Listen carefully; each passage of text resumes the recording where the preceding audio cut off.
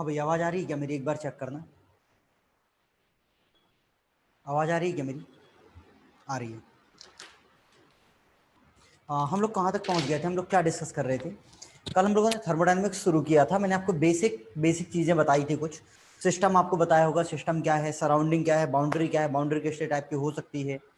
फिर हम लोग बात कर रहे थे कि प्रॉपर्टीज़ क्या है। प्रॉपर्टीज़ वो कैरेक्टरिस्टिक्स हैं जो स्टेट को डिफाइन करें, और अगर एक भी प्रॉपर्टी चेंज हो रही है तो स्टेट चेंज हो रही है, और जो चेंज इन स्टेट है वही क्या है? प्रोसेस है।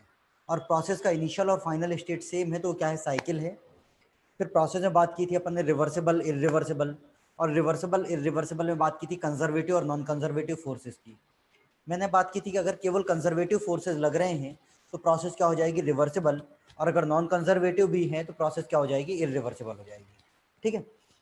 उसके बाद हम लोग किसकी बात कर रहे थे? हम लोगों ने क्वासी स्टैटिक प्रोसेस की बात कर ली थी कि क्वासी स्टैटिक प्रोसेस क्या है?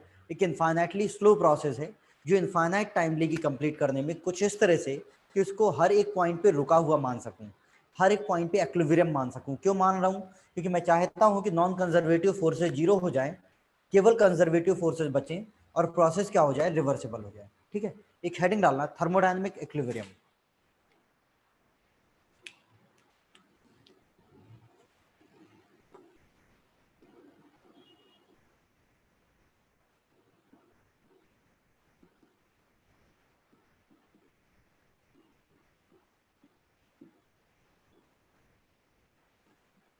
एक हेडिंग डालना, थर्मोडायनेमिक इक्विलिब्रियम। सुनना, किसी भी बॉडी को, किसी भी बॉडी को या फिर किसी भी सिस्टम को मैं जब कहूंगा कि वो थर्मोडायनेमिक इक्विलिब्रियम में है, जब वो थर्मल इक्विलिब्रियम में भी हो, केमिकल इक्विलिब्रियम में भी हो, और मैकेनिकल इक्विलिब्रियम में भी हो। याद रखना, थर्मोडायनेमिक इक्विलिब्रियम में तीन आते हैं। पहला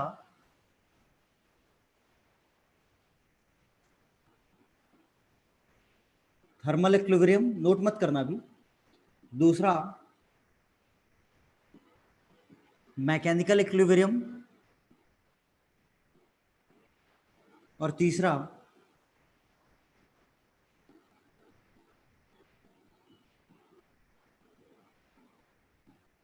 केमिकल इक्विलिब्रियम। ठीक। तो किसी भी सिस्टम को हम लोग थर्मोडायनेमिक इक्विलिब्रियम में तभी मानेंगे जब वो थर्मल इक्विलिब्रियम में भी हो, मैकेनिकल इक्विलिब्रियम में भी हो, और केमिकल इक्विलिब्रियम में भी हो। थर्मल इक्विलिब्रियम में होने का मतलब, थर्मल इक्विलिब्रियम होने का मतलब है कि नेट टेम्परेचर डिफरेंस क्या हो जाए? जीरो हो जाए, और हीट ट्रांसफर ना हो। मैकेनिकल इक्विलिब्रियम में होने का मतलब जो नेट फोर्सेज है वो क्या हो जाए? जीरो हो जाए। और केमिकल इक्विलिब्रियम में होने का मतलब कि जो मास कॉन्सेंट्रेशन है उसका डिफरेंस ना हो कहीं, और केमिकल रिएक्शंस ना हो। तो उसमें लिख लेना, उसमें लिख लेना, any system is said to be in thermodynamic equilibrium। उसमें लिख लेना, any system is said to be in thermodynamic equilibrium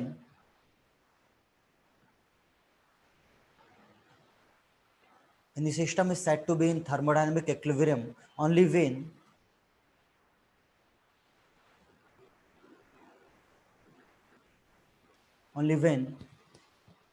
it is in thermal equilibrium, mechanical equilibrium, and chemical equilibrium। Any system is said to be in thermodynamic equilibrium only when it is in thermal equilibrium, mechanical equilibrium, and chemical equilibrium। ठीक। इसको एक बार note करना, thermal, mechanical, chemical. आप समझ गए होंगे, thermal equilibrium मतलब net temperature difference zero, mechanical equilibrium मतलब नेट फोर्सेज जीरो, और केमिकल इक्विलिब्रियम मतलब कोई केमिकल रिएक्शन नहीं होगी, मास डिफ्यूजन नहीं होगा, मास कॉन्सेंट्रेशन का कोई डिफरेंस नहीं होगा, है ना।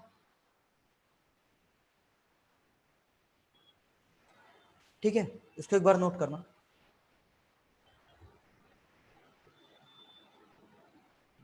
ठीक, सुनो, इसके बाद एक हेडिंग डालना,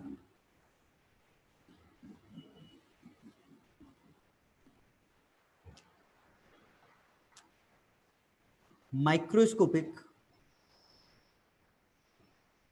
एंड मैक्रोस्कोपिक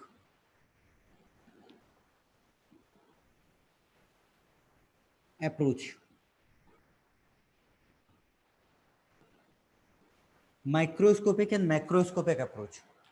देखो बहुत सिंपल सी बात है, माइक्रोस्कोपिक और मैक्रोस्कोपिक अप्रोच आपको समझ में आता है। माइक्रोस्कोपिक मतलब क्या होता है कि हम लोग मॉलिक्यूलर लेवल पे जाकर के स्टडी करेंगे, हम लोग मॉलिक्यूलर लेवल पे जाकर के स्टडी करेंगे, वो क्या है माइक्रोस्कोपिक अप्रोच है। मैं एक एवरेज स्टडी करूंगा, वो क्या है मैक्रोस्कोपिक अप्रोच है। ठीक, फॉर एग्जाम्पल अगर मुझसे कोई पूछे कि भैया इस रूम का टेम्परेचर कितना है, अगर मुझसे कोई पूछे कि इस रूम का टेम्परेचर कितना है, एक तो सामान्य बात होती है कि मैं अपने मोबाइल में चेक करूंगा कि इस रूम का टेम्परेचर कितना है, 27 डिग्री सेल्सियस, मैं आपको बता दूंगा कि इस रूम का टेम्परेचर 27 है। एक दूसरा तरीका हो सकता है कि मैंने इस बोर्ड को टच किया, टेम्परेचर कुछ और था, ऊपर एसी को टच किया, टेम्परेचर कुछ और था, साइड में जो लाइट्स लगी हैं उनको टच किया, टेम्परेचर कुछ और था। पहली बार में मैंने क्या किया था, एक एवरेज टेम्परेचर लिया था, वो एक मैक्रोस्कोपिक अप्रोच है। दूसरे बार में मैं क्या कर रहा हूं, हर एक पॉइंट का अलग अलग टेम्परेचर मेजर कर रहा हूं, ये क्या है माइक्रोस्कोपिक अप्रोच है। ठीक, एक प्रिंसिपल ऑफ कॉन्टिनम होता है। प्रिंसिपल ऑफ कॉन्टिनम आप समझते हो क्या? Principal of continuum, principle of continuum समझते हो क्या, हाँ या नहीं? प्रिंसिपल ऑफ कॉन्टिनम क्या क्या होता है? प्रिंसिपल ऑफ कॉन्टिनम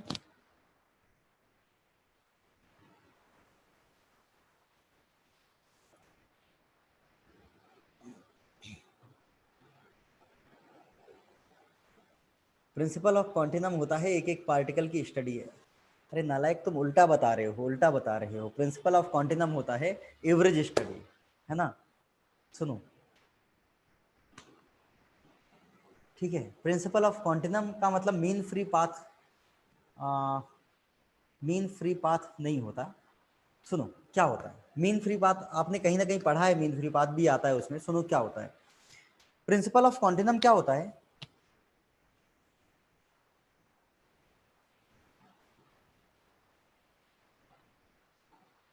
अच्छा, लड़का खुद ही स्वीकार कर रहा है कि हम गधे हैं। ठीक है, नहीं, तुम सब लोग इंटेलिजेंट लोग हो। सुनो, एक्चुअली क्या होता है कि समाज में एक बहुत बड़ी भीड़ है जो अपने करियर के बारे में सोच ही नहीं पाती। आप उन समाज की भीड़ से अलग हो जो अपने करियर के लिए प्रिपरेशन कर रहे हो। तो पहले तो कॉन्फिडेंस लाओ कि आप समाज से अलग हो, आप क्रीमी लेयर हो इस देश की, है ना? है ना? सुनो, 2 मिनट सुनना। प्रिंसिपल ऑफ क्वांटिनम क्या होता है, मैं अगर कहता हूं मैं अगर कहता हूं कि एक सिस्टम है,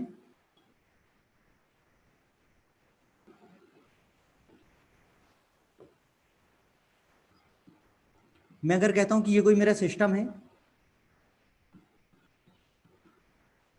2 मिनट सुनना, आपको समझ में आ जाएगा। अगर मैं कहता हूं कि ये मेरा सिस्टम है और सिस्टम प्रिंसिपल ऑफ क्वांटिनम को सेटिस्फाई करता है, कुछ और भी लिख रहे हो क्या? कंटिन्यूअस एंड होमोजीनियस मैट, हाँ एग्जैक्टली सही लिख रहे हैं। सौरभ लिख रहा है कि कंटिन्यूअस एंड होमोजीनियस मानते हैं, ऐसा ही कुछ है ना। ये मेरा कोई सिस्टम है, अगर मैं कह रहा हूं कि ये प्रिंसिपल ऑफ क्वांटिनम को सेटिस्फाई करता है, इसका मतलब है कि यहाँ सारी चीजें क्या है, कंटिन्यूअस हैं, यूनिफॉर्म है, होमोजीनियस है। मतलब कुछ ऐसा है कि यहाँ भी वही प्रॉपर्टी है, यहाँ भी सेम है, यहाँ भी सेम है, यहाँ भी सेम है।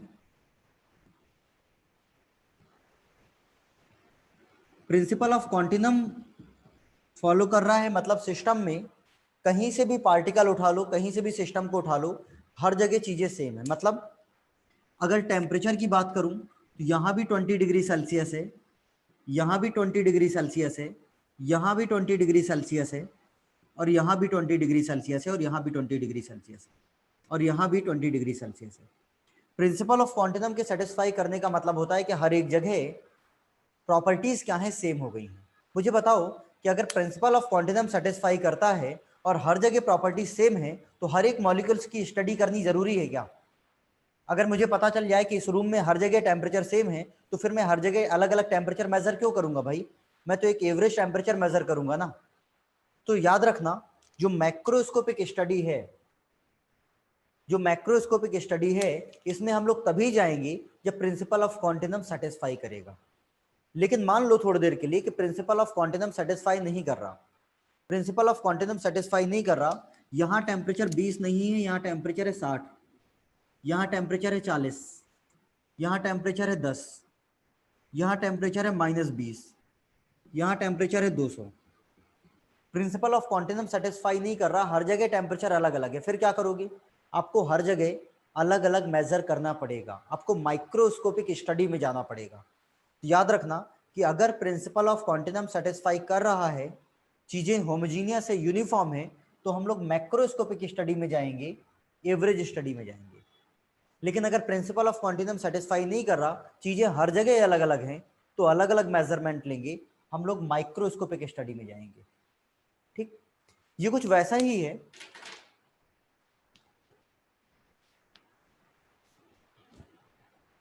सुनो, मैं बताता जा रहा हूं, आपको समझ में आ जाएगा। ये कुछ वैसा ही है। आप मार्केट में कभी गेहूं खरीदने गए हो ना, अगर आप मार्केट में कभी गेहूं खरीदने गए हो ना, तो आपने देखा होगा गेहूं अपन कैसे खरीदते हैं। वो बड़े से गोदाम में गेहूं रखता है, जो उसको कुछ भी बोल लो आप, गोदाम बोल लो या जो बोल लो, मंडी बोल लो, जो भी बोल लो, उस गोदाम में गेहूं रखता है। आप जाते हो तो आप क्या करते हो, गेहूं का एक एक पार्टिकल, एक एक दाना उठा करके चेक करते हो। क्या आपको एक बोरा गेहूं लेना है तो एक एक दाना चेक कर रहे हो कैसा है? नहीं भाई, आप माइक्रोस्कोपिक स्टडी में नहीं जाते। आप गेहूं थोड़ी सा हाथ में लेते हो, आप देखते हो अच्छा है, सही है, आप पूरे को बोल देते हो पैक कर दो। आप थोड़ी सा हाथ में लेते हो गेहूं, आप देखते हो खराब है, आप पूरे को रिजेक्ट कर देते हो। मतलब आप मान करके चल रहे हो कि प्रिंसिपल ऑफ क्वांटिनम सेटिस्फाई कर रहा है। मतलब जो हाथ में आपने गेहूं लिया था, अगर ये खराब है तो बाकी भी खराब है, और अगर ये अच्छा है तो बाकी भी अच्छा है। आप मान करके चलते हो कि प्रिंसिपल ऑफ क्वांटिनम क्या कर रहा है, सेटिस्फाई कर रहा है। बात समझ पाए क्या? प्रिंसिपल ऑफ क्वांटिनम का सिंपल सा मतलब है कि चीजों का होमोजीनियस हो जाना। और चीजें अगर होमोजीनियस हैं तो मैं अलग अलग पार्टिकल की स्टडी क्यों करूंगा? मैं तो एक कुछ पार्टिकल उठाऊंगा, उसकी स्टडी करूंगा, और उसके बेसिस पे मैं कह दूंगा कि बाकी सारे पार्टिकल भी ऐसे ही होंगे। समझ पाए? और अगर प्रिंसिपल ऑफ क्वांटिज्म सेटिस्फाई नहीं कर रहा, तो फिर मुझे अलग अलग पार्टिकल की स्टडी करनी पड़ेगी। बात समझ में आई, हाँ या नहीं? समझ में आ गई होगी, है ना? सिंपल सी बात है। उसमें लिखना microscopic approach, microscopic approach is the study of microscopic approach is the study of thermodynamics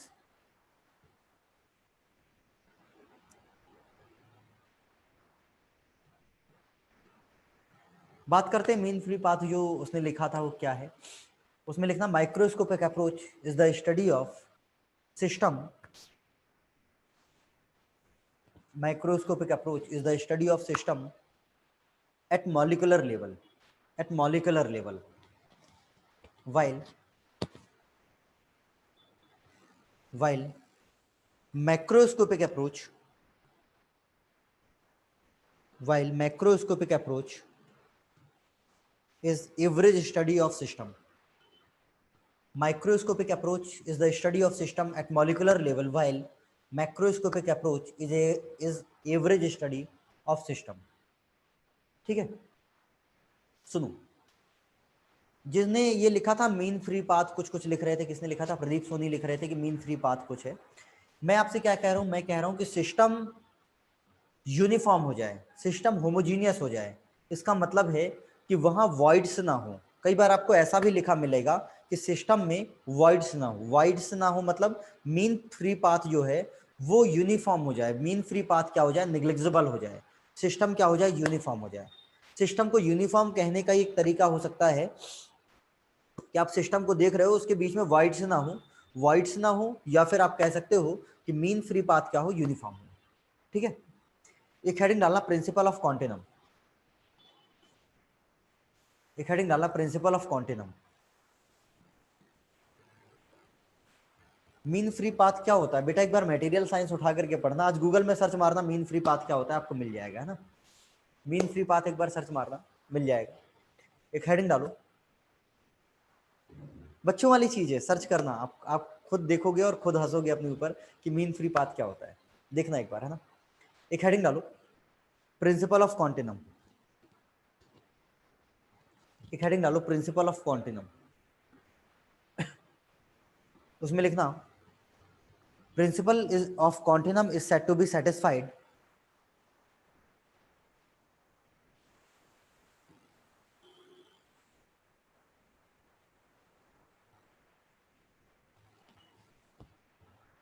principle of quantum is said to be satisfied if the system is homogeneous, if the system is homogeneous,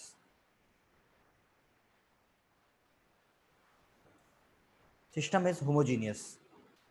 ठीक है, सुनो, याद रखना हम लोग average study में, macroscopic study में तभी जाएंगे जब प्रिंसिपल ऑफ क्वांटिज्म सेटिस्फाई होगा। आपको पता होगा कि भैया इस रूम में जो है ना, जितना गेहूं रखा है सब यूनिफॉर्म है, जैसा यहां पर क्वालिटी है वैसा वहां पर क्वालिटी है, वैसा वहां पर क्वालिटी, वैसा यहां पर क्वालिटी है। देन ओनली आप एक जगह गेहूं को देख करके बाकी सबको बता सकते हो। अगर आपको पता चल जाए ना कि गेहूं यूनिफॉर्म नहीं है रूम में, तो फिर आपको अलग अलग जगह चेक करना पड़ेगा, आपको माइक्रोस्कोपिक स्टडी पे जाना पड़ेगा। ठीक, तो उसमें लिख लेना macroscopic study, macroscopic approach is applicable only when, macroscopic approach, macroscopic approach is applicable only when principle of continuum is satisfied, only when principle of continuum is satisfied,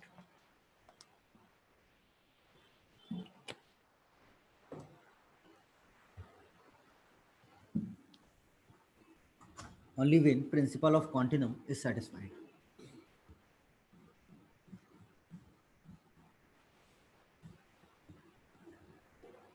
सुनना, इसके बाद एक हेडिंग डालना point function and path function.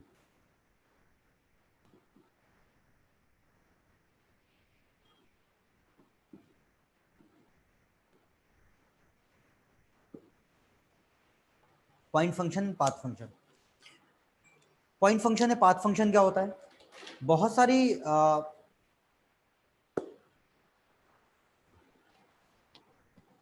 बहुत सारे functions ऐसे होते हैं, बहुत सारे फंक्शन ऐसे होते हैं जो पाथ पे डिपेंड करते हैं, और बहुत सारे फंक्शन ऐसे होते हैं जो केवल पॉइंट पे डिपेंड करते हैं, एंड पॉइंट पे डिपेंड करते हैं। फॉर एग्जाम्पल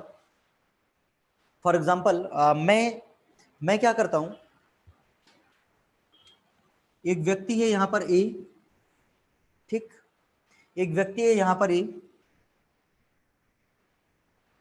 वो यहां तक गया, ये चल करके जा रहा है, मान लो मैं किसी रास्ते से चल करके यहां तक गया, ठीक, एक ये पाथ है, और दोबारा मैं दूसरे रास्ते से चल करके यहां तक गया, एक ये पाथ है, पाथ 1 और पाथ 2। दोनों का वर्क सेम होगा क्या? दोनों का वर्क सेम होगा क्या? मैं एक बार यहां से डायरेक्टली दिल्ली की ट्रेन पकड़ूं और दिल्ली चला जाऊं, कुछ अलग वर्क होगा। और दूसरी बार में मैं क्या करूं, पहले मैं घूमूं, इंदौर जाऊं, फिर मैं रायपुर जाऊं, फिर मैं कहीं और जाऊं, फिर मैं लौट करके फिर दिल्ली जाऊं, तो वर्क कुछ और होगा। मतलब मैं जहां जा रहा हूं मेरा वर्क किस पे डिपेंड कर रहा है? पाथ पे डिपेंड कर रहा है, एंड पॉइंट पे डिपेंड नहीं कर रहा है ना। तो इस दुनिया में दो तरह के फंक्शन होते हैं, पहले जो पाथ पर डिपेंड करते हैं, और दूसरे जो पाथ पर डिपेंड नहीं करते। जो पाथ पर डिपेंड करेंगे वो सारे क्या है? पाथ फंक्शन है।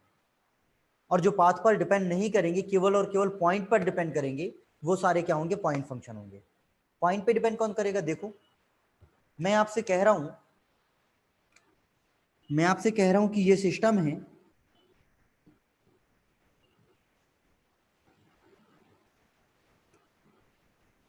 मैं आपसे कह रहा हूं कि ये सिस्टम है, इस सिस्टम का टेम्परेचर था 200 डिग्री सेल्सियस, प्रेशर था 1 बार, ये एक पर्टिकुलर स्टेट में था।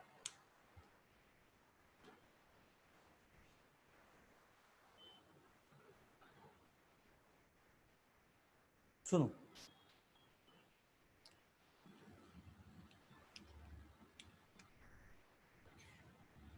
वर्क डिस्प्लेसमेंट जब था, जब वो फोर्स कंजर्वेटिव था, है ना, बात करेंगे उसकी भी, है ना। वर्क डिस्प्लेसमेंट जब था, जब वो कंजर्वेटिव फोर्स था, है ना। कंजर्वेटिव फोर्स में पॉइंट फंक्शन हो जाता है ना। फॉर एग्जांपल,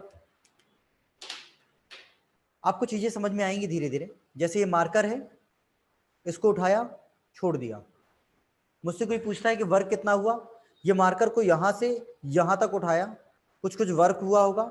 मुझसे किसी ने पूछा कि भैया वर्क कितना हुआ, मैंने कहा mg(H2 - H1) डेल्टा W। जो इंक्रीज इन पोटेंशियल एनर्जी है मार्कर की, वही वर्क हुआ। पहले H1 हाइट पे था, फिर H2 हाइट पे चला गया, पहले H1 हाइट पे था, फिर H2 हाइट पे चला गया। जो इंक्रीज इन पोटेंशियल एनर्जी है मार्कर की, वही क्या हुआ? वर्क हुआ। मैंने डायरेक्टली क्या किया? Final potential energy minus initial potential energy, केवल पॉइंट पे डिपेंड करेगा। क्यों? क्योंकि ग्रेविटी के अगेंस्ट उठाया था, कंजर्वेटिव फोर्स है। जब भी कंजर्वेटिव फोर्स की बात करते हैं तो वो पॉइंट फंक्शन हो जाता है। लेकिन अगर इसी मार्कर को मैं फ्रिक्शन के अगेंस्ट ले जाऊं तो फिर पाथ पे डिपेंड करेगा कि उस पाथ में कितना फ्रिक्शन था, इस बात पे भी डिपेंड करेगा। समझ पाए? नॉन कंजर्वेटिव के लिए वो पाथ पे डिपेंड करेगा और कंजर्वेटिव के लिए वो पाथ पे डिपेंड नहीं करेगा। बात करेंगे अपन। सुनो, मान लो कि ये कोई सिस्टम है, मान लो कि ये कोई सिस्टम है, इसका टेम्परेचर ये है और प्रेशर ये है, ये किसी स्टेट 1 में है, इसको किसी स्टेट 2 में ले जाते हैं ना।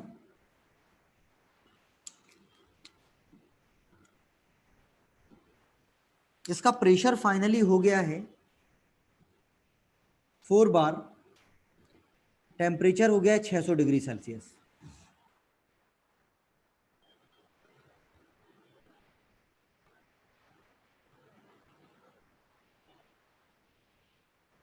सुनो, प्रेशर इतना है, टेम्परेचर इतना है, फाइनल ये हो गया है ना। अब देखो,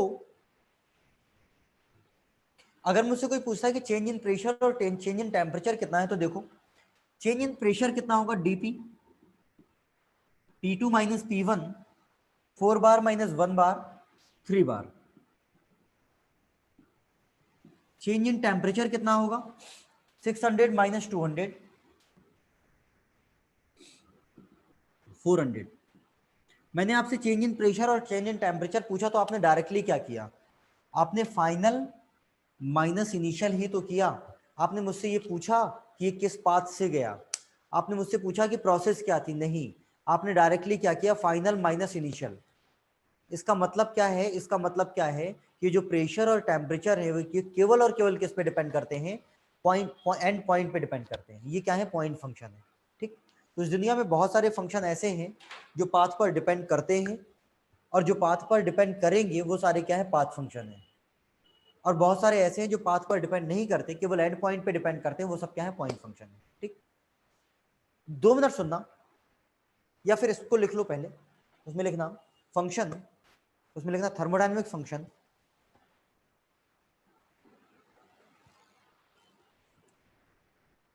thermodynamic function which depend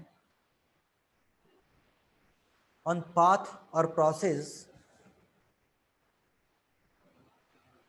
thermodynamic function which depends on path or process are known as path function,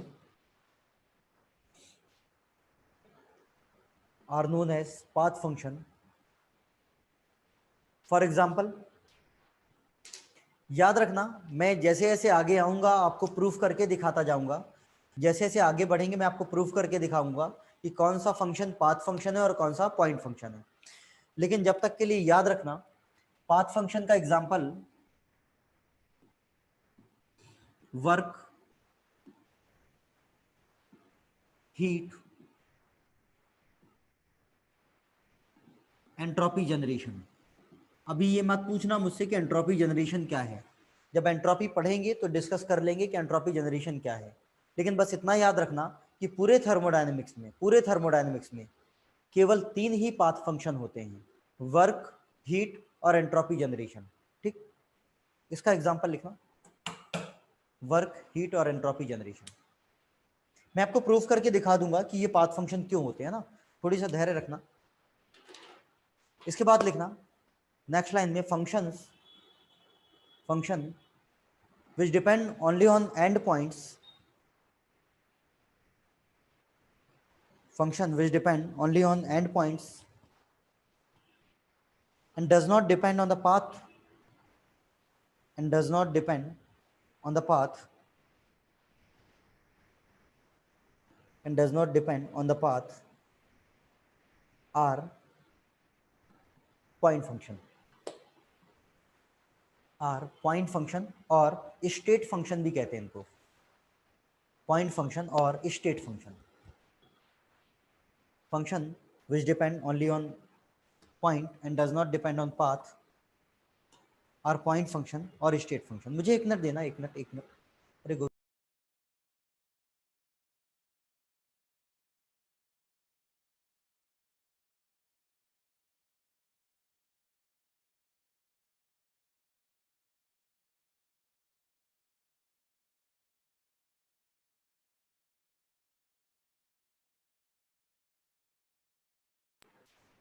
ठीक, पॉइंट फंक्शन और स्टेट फंक्शन भी कहते हैं इसको, है ना। एग्जांपल लिखना स्टेट फंक्शन है पॉइंट फंक्शन की, सुनना। पॉइंट फंक्शन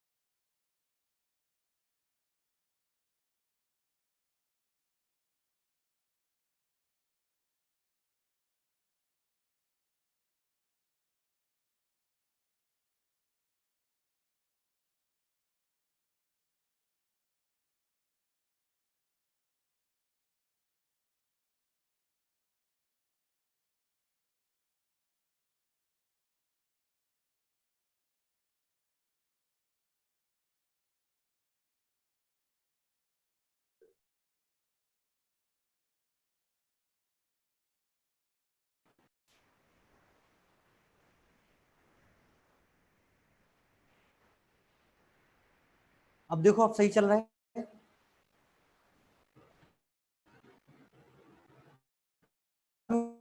कुछ प्रॉब्लम आ रही है क्या?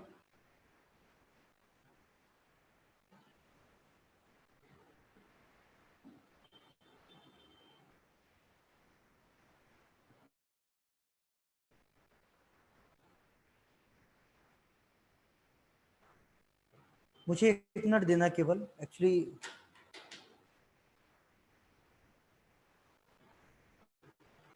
मुझे 1 मिनट देना केवल, है ना, केवल 1 मिनट।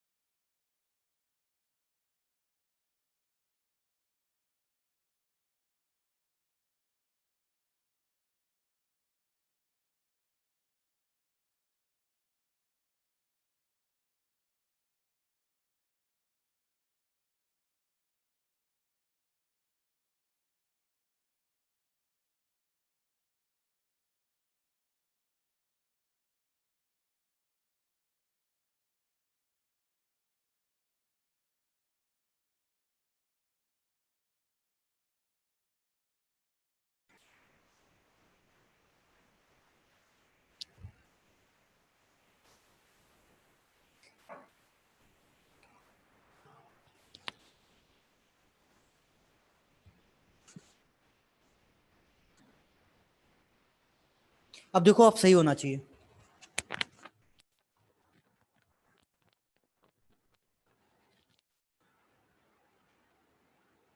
अब देखो आप सही होना चाहिए ना, ठीक है। मैं आपसे क्या कह रहा था, पॉइंट फंक्शन और पाथ फंक्शन की बात कर रहा था। मैं कह रहा था कि वो सारे फंक्शन जो पाथ पे डिपेंड करेंगे, प्रोसेस पे डिपेंड करेंगे कि आप किस प्रोसेस से गए, किस पाथ से गए, वो सारे क्या है, पाथ फंक्शन है। और वो जो पाथ पर डिपेंड नहीं करेंगे, केवल एंड पॉइंट पे डिपेंड करेंगे, वो सारे क्या हैं, पॉइंट फंक्शन है। ठीक है, सुनना। पॉइंट फंक्शन के एग्जांपल लिख रहा था मैं।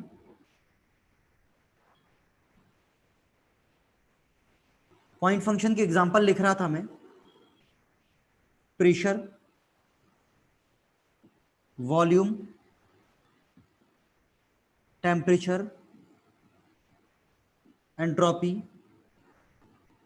एंथैल्पी,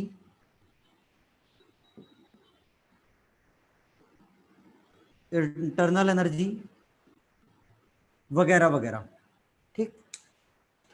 एक्चुअल में मामला क्या है यार, अभी भी कुछ प्रॉब्लम हो रही है। सही है। एक्चुअल में मामला क्या है, पॉइंट फंक्शन किसको डिफाइन करते हैं? पॉइंट फंक्शन किस पे डिपेंड करते हैं? एंड पॉइंट पे, मतलब केवल और केवल स्टेट पे। ध्यान से सुनना, पॉइंट फंक्शन किस पे डिपेंड करते हैं? एंड पॉइंट पे, मतलब केवल एंड स्टेट पे। और स्टेट को रिप्रेजेंट कौन करता है? स्टेट को रिप्रेजेंट कौन करता है? स्टेट को जो कैरेक्टरिस्टिक्स रिप्रेजेंट करती हैं उनको प्रॉपर्टी बोलते हैं। तो याद रखना कि जितनी भी प्रॉपर्टीज हैं, याद रखना कि जितनी भी प्रॉपर्टीज हैं वो सारी की सारी क्या होती हैं? पॉइंट फंक्शन होती है, स्टेट फंक्शन होती है। क्योंकि प्रॉपर्टीज प्रोसेस पे डिपेंड नहीं करती, प्रॉपर्टीज स्टेट को डिफाइन करती है। मैंने आपको बताया था कि वो कैरेक्टरिस्टिक्स जो स्टेट को डिफाइन करेंगे वो क्या होंगे? प्रॉपर्टी होंगी। मैंने आपको बताया था वो कैरेक्टरिस्टिक्स जो स्टेट को डिफाइन करेंगी वो क्या होंगी? प्रॉपर्टीज होंगी। तो प्रॉपर्टीज स्टेट पे डिपेंड करती हैं, प्रोसेस पे डिपेंड नहीं करती। तो जितनी भी प्रॉपर्टीज हैं वो सारी की सारी क्या होंगी? पॉइंट फंक्शन होंगी। तो उसमें लिख लेना,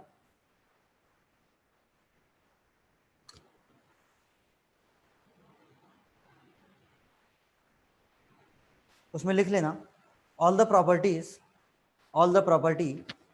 are point function. All the properties are point function. All the properties are point function. All the properties are point function.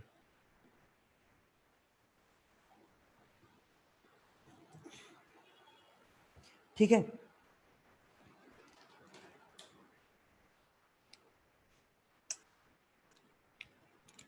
बेटा मैंने बोला कि all the properties are point function. All the properties are point function. मैंने बोला कि जितनी भी properties हैं वो स्टेट को डिफाइन करती हैं। प्रॉपर्टीज स्टेट को डिफाइन करती हैं। तो प्रॉपर्टीज डिपेंड करती हैं केवल और केवल किस पे? स्टेट पे। प्रॉपर्टीज कभी प्रोसेस पे डिपेंड नहीं करती। तो प्रॉपर्टीज क्या होंगी? पॉइंट फंक्शन होंगी, पाथ फंक्शन नहीं होती। तो जितनी भी प्रॉपर्टीज हैं, प्रेशर हो, वॉल्यूम हो, टेम्परेचर हो, एंट्रोपी हो, एंथैल्पी हो, इंटरनल एनर्जी हो, ये सारी प्रॉपर्टीज क्या होती हैं? पॉइंट फंक्शन होती हैं। क्लियर है? इसको एक बार नोट करना। बेटा अभी एंट्रोपी अपन ने नहीं पढ़ा ना, अभी एंट्रोपी जनरेशन भी अपन ने नहीं पढ़ा। इसको छोड़ दो, इसको छोड़ दो। आप समझो, अभी एंट्रोपी जनरेशन और एंट्रोपी पढ़ने के लिए अभी अपन को बहुत कुछ सीखना है ना। इसको छोड़ दो, इस इग्नोर मारो। जिस दिन एंट्रोपी वाला टॉपिक पढ़ेंगे तो एंट्रोपी और एंट्रोपी जनरेशन की बात करेंगे, है ना। ठीक है। जितनी भी चीज मैं जितनी भी बातें कर रहा हूं, जैसे मैंने यहां पर एंथैल्पी लिखा होगा, एंथैल्पी क्या होता है? इग्नोर मारो, जिस दिन एंथैल्पी आएगा पढ़ेंगे। इंटरनल एनर्जी क्या होता है? इग्नोर मारो, जिस दिन इंटरनल एनर्जी आएगा पढ़ेंगे, है ना। ठीक है। सुनो, एक हेडिंग डालो, टाइप्स ऑफ वर्क ट्रांसफर। एक हेडिंग डालो, टाइप्स ऑफ वर्क ट्रांसफर। एक हेडिंग डालो, टाइप्स ऑफ वर्क ट्रांसफर। सुनना,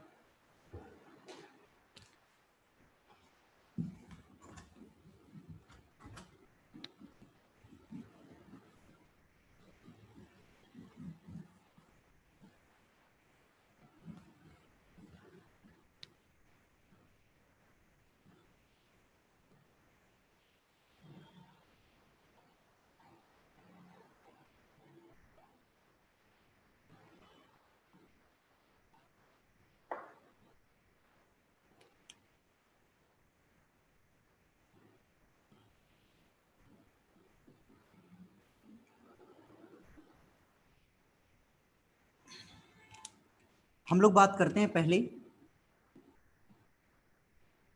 डिस्प्लेसमेंट वर्क की, दूसरा बात करते हैं सॉफ्ट वर्क की, तीसरा बात करते हैं इलेक्ट्रिकल वर्क की, और चौथा बात करते हैं हम लोग फ्लो वर्क की। इन चारों को नोट करो और एक हेडिंग डालो डिस्प्लेसमेंट वर्क। इन चारों को नोट करो और एक हेडिंग डालो डिस्प्लेसमेंट वर्क। देखो थर्मो में मैंने आपको पहले बोला था कि थर्मो में थोड़ी सा धैर्य रखना। थ्योरी बहुत कम है, बातें बहुत ज्यादा हैं, है ना, फीलिंग्स बहुत ज्यादा हैं, है ना, तो थोड़ी सा धैर्य रखना और केवल सुनते जाना, है ना। और जो भी टॉपिक अपन ने नहीं पढ़े हैं, जैसे अभी अपन ने कई बार मैं एंट्रोपी का नाम लूंगा, है ना, अवेलेबल एनर्जी का नाम लूंगा। अवेलेबल एनर्जी अपन ने नहीं पढ़ा, उसको स्कोप करो, है ना। अपन मैं धीरे धीरे सारी चीजें बताता जाऊंगा, है ना। नोट कर लिया। एक हेडिंग डालो डिस्प्लेसमेंट वर्क।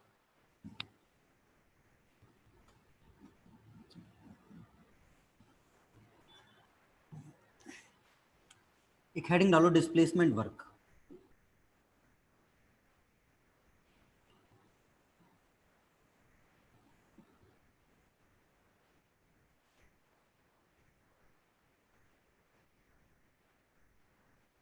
सुनो, मैं आपको एक एग्जांपल दे रहा हूं, है ना, देखना।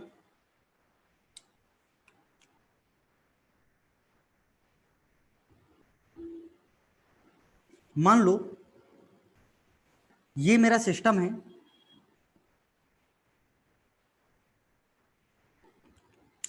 ये मेरा सिस्टम है,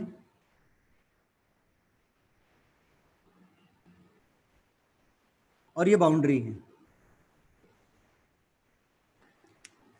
ठीक है।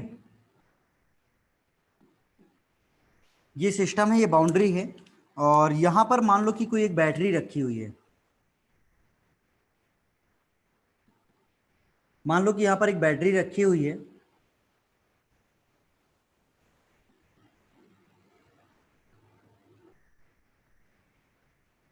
यहां पर एक फैन लगा हुआ है, बैटरी से कुछ कुछ इलेक्ट्रिसिटी आती है, करंट आता है, और ये फैन क्या होता है, रोटेट होता है। मुझे बता दो कि वर्क ट्रांसफर हो रहा है, हाँ या नहीं। वर्क ट्रांसफर हो रहा है, हाँ या नहीं।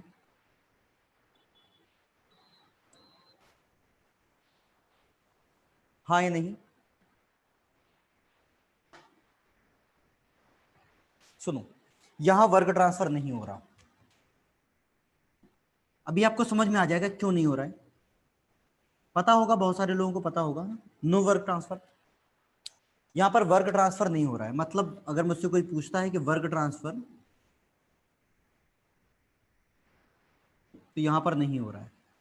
लेकिन अगर यही मामला कुछ ऐसा होता,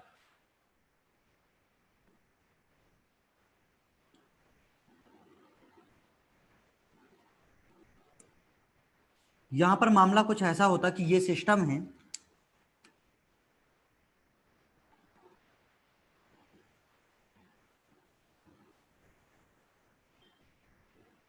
ये बाउंड्रीज हैं, और ये आपका सिस्टम है, और यहां पर एक बैटरी रखी हुई है, ये प्लस है, ये माइनस है।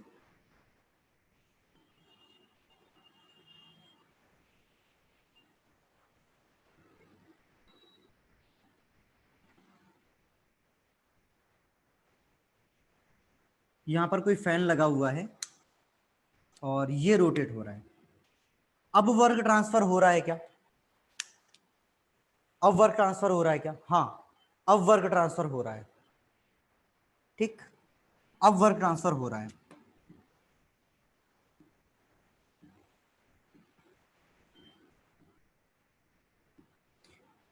ये आपका सिस्टम है, और सिस्टम के अलावा इस दुनिया में जो कुछ है वो क्या है, सराउंडिंग है।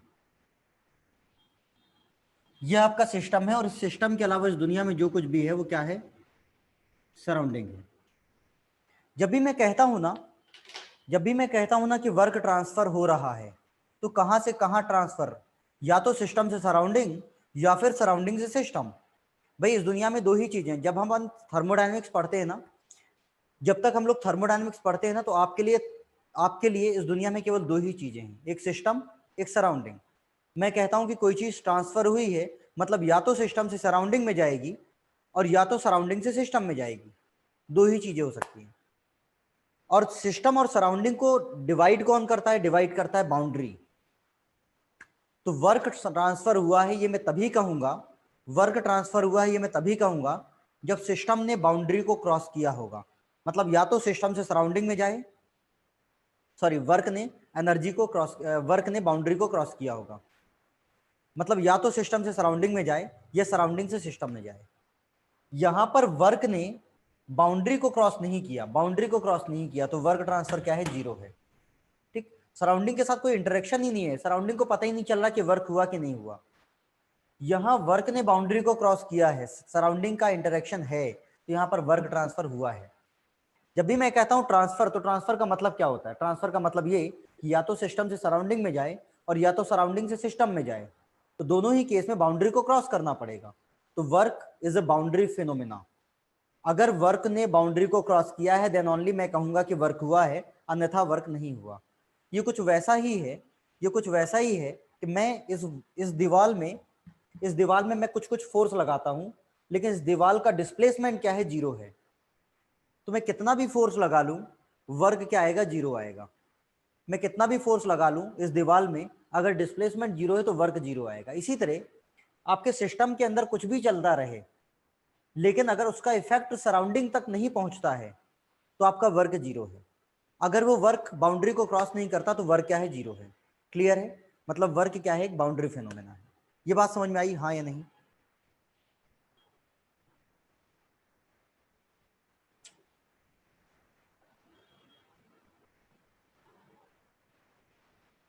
बेटा इलेक्ट्रिकल वर्क मैंने लिखा हुआ है तीसरे नंबर पे, मैं आपको जो चीज समझा रहा हूँ आप वो चीज समझो ना। मैं इलेक्ट्रिकल वर्क की बात करूंगा, थर्ड नंबर पे मैंने लिखा है ना।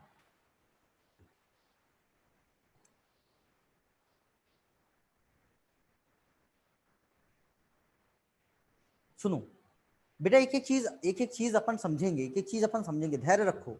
बहुत सारी बातें हैं, बहुत सारी बातें आप समझो। आप कंफ्यूज हो जाओगे इन सबके चक्कर में, आप कंफ्यूज हो जाओगे इतनी सारी बातों के चक्कर में।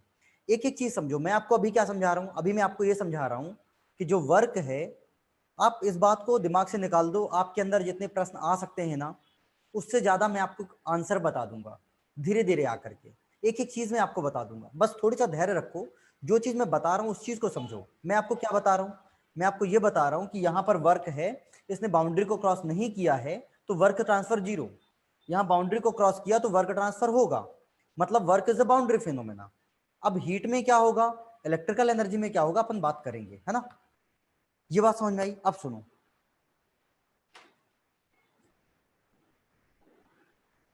फर्स्ट को क्या बोलेंगे, फर्स्ट को बोलेंगे work transfer zero, simple. Second को बोलेंगे कि वर्क ट्रांसफर हुआ है, मतलब work is a boundary phenomena, simple, है ना। आगे क्या होगा, आगे के लिए धैर्य रखना पड़ेगा, अपन बात करेंगे, है ना। एक्चुअली सुनो, एक्चुअली क्या है, आप लोग इस बात को समझो, जितनी चीजें मैं आपको बता रहा हूं उसको गेन करो, है ना।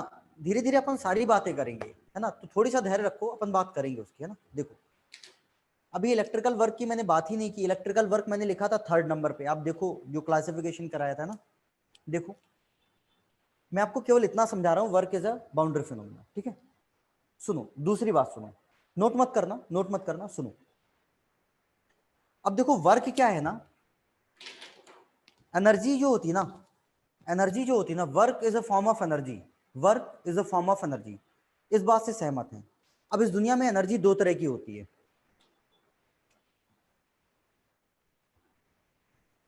इस दुनिया में एनर्जी दो तरह की होती है। पहला, नोट मत करना कुछ भी, मैं सब कुछ लिखवाऊंगा ना।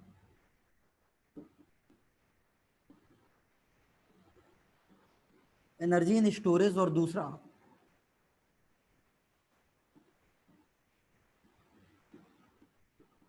Energy in transition. इस दुनिया में एनर्जी दो तरह की होती है, एनर्जी इन स्टोरेज और एनर्जी इन ट्रांजिशन। ध्यान से सुनना मैं क्या कह रहा हूं, आपको सारी बातें क्लियर हो जाएंगी, है ना। मैं यहां पर खड़ा हूं, मैं यहां पर खड़ा हूं, मेरे अंदर कुछ कुछ एनर्जी है, ठीक है। मैं यहां पर खड़ा हूं, मेरे अंदर कुछ कुछ एनर्जी है, ठीक। मैं चलना शुरू करता हूं, मैं यहां से यहां तक चलना शुरू किया, क्या हुआ, मेरे अंदर जो इंटरनल एनर्जी थी, मेरे अंदर जो इंटरनल एनर्जी थी, जैसे ही मैं चलना शुरू किया, वो इंटरनल एनर्जी काइनेटिक एनर्जी में कन्वर्ट हो गई और मैंने कहा कि वर्क हुआ है। फिर से सुनना, यहां पर एक इन्वर्टर रखा हुआ है, यहां पर एक इन्वर्टर रखा हुआ है, उस इन्वर्टर में क्या है, केमिकल एनर्जी है। जैसे ही मैं उसको ऑन करता हूं, बैटरी में केमिकल एनर्जी है, उसको ऑन करता हूं, वो कन्वर्ट होती है इलेक्ट्रिकल एनर्जी में, वो फैन के पास जाती है, फैन रोटेट होता है, वो कन्वर्ट होती है काइनेटिक एनर्जी में, मैं कहता हूं कि वर्क हुआ है। एक डैम है, डैम में वाटर भरा हुआ है, वाटर है उसमें, और वाटर के पास कुछ पोटेंशियल एनर्जी है, स्टोर है, वाटर फ्लो होता है, टरबाइन के पास आता है, और वाटर फ्लो होता है तो काइनेटिक एनर्जी में कन्वर्ट होता है, टरबाइन के पास आता है, टरबाइन रोटेट होता है, वो मैकेनिकल एनर्जी में कन्वर्ट होता है, और जैसे ही मैकेनिकल एनर्जी में कन्वर्ट होता है मैं कहता हूं वर्क हुआ है। मतलब क्या है, जब भी एक फॉर्म ऑफ एनर्जी दूसरे फॉर्म ऑफ एनर्जी में कन्वर्ट होती है तो मैं कहता हूं कि वर्क हुआ है। फिर से सुनना, जब भी one form of energy second form of energy में कन्वर्ट होती है मैं कहता हूं कि वर्क हुआ है। फॉर एग्जांपल, मैं यहां पर रुका हूं, मेरे पास कुछ इंटरनल एनर्जी है, मैं चलना शुरू करूंगा, काइनेटिक एनर्जी में कन्वर्ट होगी, मेरी इंटरनल एनर्जी काइनेटिक एनर्जी में कन्वर्ट हो रही है, मैं कहूंगा कि वर्क हुआ है। बैटरी के पास या इन्वर्टर के पास इलेक्ट्रिकल एनर्जी है, वो फैन के पास आती है, फैन रोटेट होता है, इलेक्ट्रिकल एनर्जी काइनेटिक एनर्जी में कन्वर्ट होती है, मैं कहता हूं वर्क हुआ है। मतलब जब भी one form of energy another form of energy में कन्वर्ट होती है तो हम कहते हैं कि वर्क हुआ है। मतलब work is a form of energy, लेकिन एनर्जी इन स्टोरेज है या एनर्जी इन ट्रांजिशन है। भाई मैं इधर खड़ा हूं, मेरे अंदर एनर्जी स्टोर है, कोई वर्क होगा क्या? नहीं। जब तक वो एनर्जी ट्रांजिशन में नहीं आएगी वर्क नहीं होगा। वर्क क्या है? एनर्जी इन स्टोरेज या energy in transition. Work is energy in transition. Clear? ये बात क्लियर? ठीक है। अब मुझे एक बात बताओ, अगर work in energy in transition है तो क्या है? वर्क एक प्रोसेस है या वर्क एक स्टेट है? Work is energy in transition, तो वर्क एक स्टेट है या वर्क एक प्रोसेस है? वर्क एक प्रोसेस है, वर्क एक स्टेट नहीं है। वर्क एक प्रोसेस है, वर्क एक स्टेट नहीं है। और अगर वर्क एक स्टेट नहीं है, एक प्रोसेस है, तो वर्क क्या है? पाथ फंक्शन है या पॉइंट फंक्शन है? वर्क एक ट्रांजिशन है तो क्या है? पाथ फंक्शन है या पॉइंट फंक्शन है? वर्क पाथ फंक्शन है। क्यों? क्योंकि वर्क एक प्रोसेस है, वर्क एनर्जी इन ट्रांजिशन है। और अगर एनर्जी इन ट्रांजिशन है, स्टेट को डिफाइन ही नहीं कर रहा, work does not define the state of the system. Work कभी सिस्टम की स्टेट को डिफाइन नहीं करता, वर्क सिस्टम की प्रोसेस को डिफाइन करता है। वर्क सिस्टम की प्रोसेस को डिफाइन करता है। समझ पाए? और अगर प्रोसेस को डिफाइन करता है, स्टेट को डिफाइन नहीं करता, तो वर्क प्रॉपर्टी होगा, हाँ या नहीं? वर्क प्रॉपर्टी होगा, हाँ या नहीं? नहीं होगा। समझ पाए? समझ पाए? सुनो, फिर से सुनो मैं क्या कह रहा हूं। मैं ये कह रहा हूं कि मैं दिन भर बैठा रहूं, मेरे पास कुछ इंटरनल एनर्जी है। मैं दिन भर बैठा रहूं, मेरे पास कुछ इंटरनल एनर्जी, कोई वर्क होगा? कुछ नहीं होगा। मैं दिन भर सोता रहूं, मेरे पास इंटरनल एनर्जी, कोई वर्क होगा? नहीं होगा। मैं उठ करके काम करूंगा, मेरी energy second form of energy में कन्वर्ट होगी, देन ओनली वर्क होगा। मतलब वर्क एनर्जी इन स्टोरेज नहीं है, एनर्जी इन ट्रांजिशन है। और अगर एनर्जी इन ट्रांजिशन है तो वो स्टेट पे डिपेंड नहीं करेगा, प्रोसेस पे डिपेंड करेगा। और अगर प्रोसेस पे डिपेंड करेगा तो वो पाथ फंक्शन है। और अगर वो पाथ फंक्शन है और स्टेट को डिफाइन नहीं करता तो प्रॉपर्टी नहीं होगा। बात समझ में आई? तो वर्क के बारे में अपन क्या कह सकते हैं? पहला, work is a form of energy. दूसरा, work is energy in transition. तीसरा, work is a path function. चौथा, work is not the property of system. पांचवा, work is a boundary phenomena. ये समझ में आया आपको, हाँ या नहीं? ये समझ में आया? आप एक एक स्टेप चलो, आपको सारी चीजें विजुअलाइज होंगी, है ना? ठीक है। उसमें लिखना, work is a form of energy, work is a form of energy, उसमें लिखना work is a form of energy and it is energy in transition. Work is a form of energy and it is energy in transition. ठीक है, सुनो,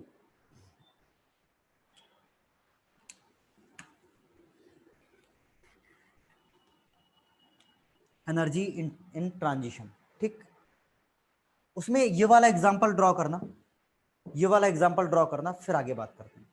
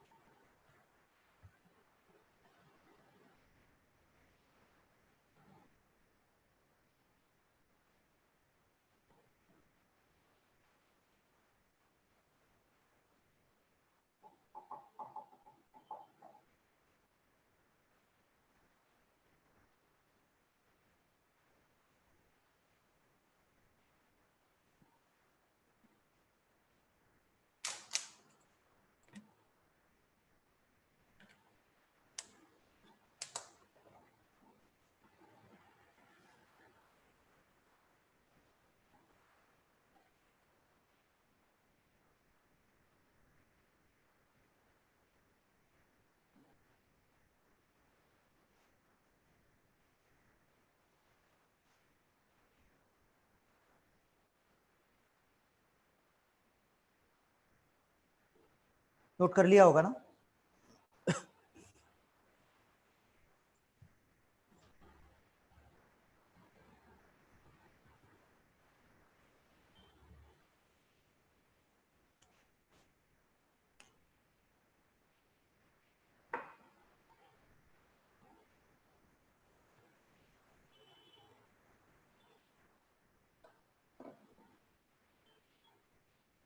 आप पूछ रहे sir अगर system को आपका रूम माने और आप इन्वर्टर वाले एग्जांपल लें तो वर्क क्या होगा, जीरो या नॉन जीरो?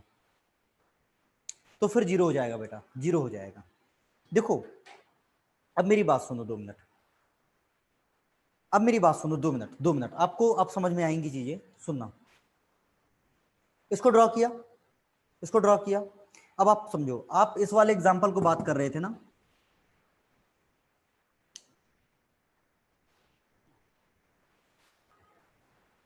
मान लो कि ये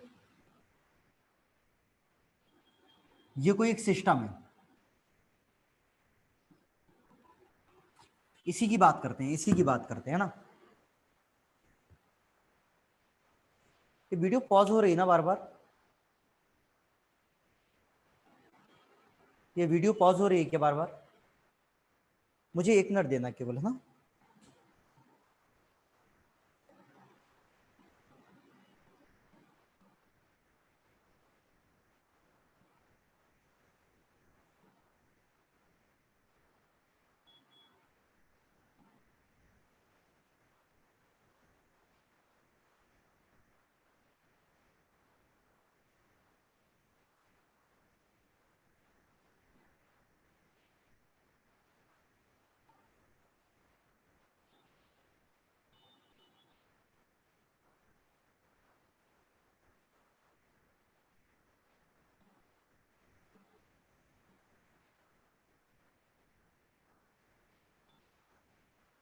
अब नहीं होगी, है ना?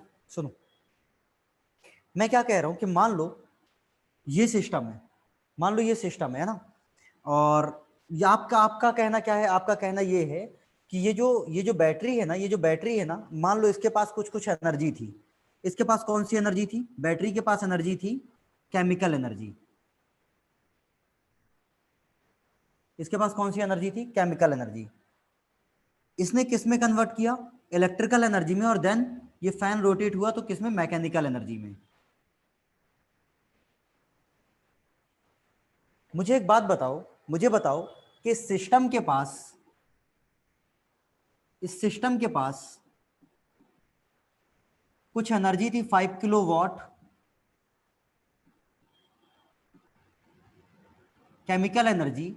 इसने इसने अपने ही अंदर, सिस्टम के पास 5 किलोवाट केमिकल एनर्जी थी, इसने अपने ही अंदर इस केमिकल एनर्जी को 5 किलोवाट मैकेनिकल एनर्जी में कन्वर्ट कर लिया। मतलब ये कुछ ऐसा था कि मेरे पास 2,000 रुपए थे, उस 2,000 रुपए की मैंने एफडी करा ली। पहले भी एनर्जी मेरे पास थी और आज भी एनर्जी मेरे पास है।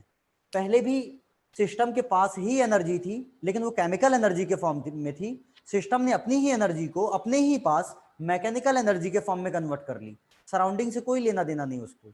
सिस्टम ने अपनी ही एनर्जी को पहले इलेक्ट्रिकल एनर्जी में कन्वर्ट किया, फिर मैकेनिकल एनर्जी में कन्वर्ट किया। मुझे बताओ कि सिस्टम की एनर्जी में, नेट एनर्जी में कोई चेंज आएगा, हाँ या नहीं? सिस्टम की नेट एनर्जी में कोई चेंज आएगा, हाँ या नहीं? नहीं आएगा ना। और अगर सिस्टम की नेट एनर्जी में चेंज नहीं आ रहा है तो सिस्टम वर्क कहां से करेगा? समझ पाए, हाँ या नहीं? जब सिस्टम की नेट एनर्जी में चेंज नहीं आएगा तो सिस्टम वर्क कहां से करेगा? ये बात सही है कि एनर्जी का फॉर्म चेंज हो रहा है, लेकिन सिस्टम एनर्जी खर्च ही नहीं कर रहा भाई। आप समझो, ये बात सही है, ये बात सही है कि इसकी केमिकल एनर्जी इलेक्ट्रिकल एनर्जी में कन्वर्ट होगी और इलेक्ट्रिकल एनर्जी मैकेनिकल एनर्जी में कन्वर्ट होगी, लेकिन सिस्टम एनर्जी खर्च नहीं कर रहा है। उसके पास एनर्जी थी किसी और फॉर्म ने, उसने अपने ही अंदर एनर्जी को किसी और फॉर्म में कन्वर्ट कर लिया। और जब एनर्जी सिस्टम की खर्च नहीं होगी तो वर्क नहीं होगा, वर्क ट्रांसफर क्या होगा? जीरो होगा। लेकिन यहां पर एनर्जी थी केमिकल एनर्जी, इसने इलेक्ट्रिकल एनर्जी में कन्वर्ट किया और मैकेनिकल एनर्जी में कन्वर्ट किया, लेकिन इसने एनर्जी खर्च की। एनर्जी भेजी किसके पास? सराउंडिंग के पास। तो यहां पर वर्क होगा। बात समझ में आया? एनर्जी इन ट्रांजिशन है वर्क, लेकिन बाउंड्री फिनोमिना भी है। बात समझ में आया, हाँ या नहीं? ये समझ में आया?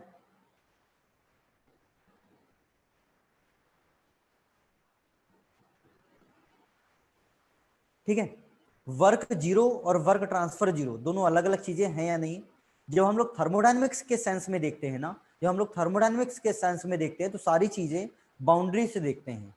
अगर बाउंड्री को क्रॉस नहीं किया है तो वर्क ट्रांसफर जीरो है और वर्क भी जीरो है।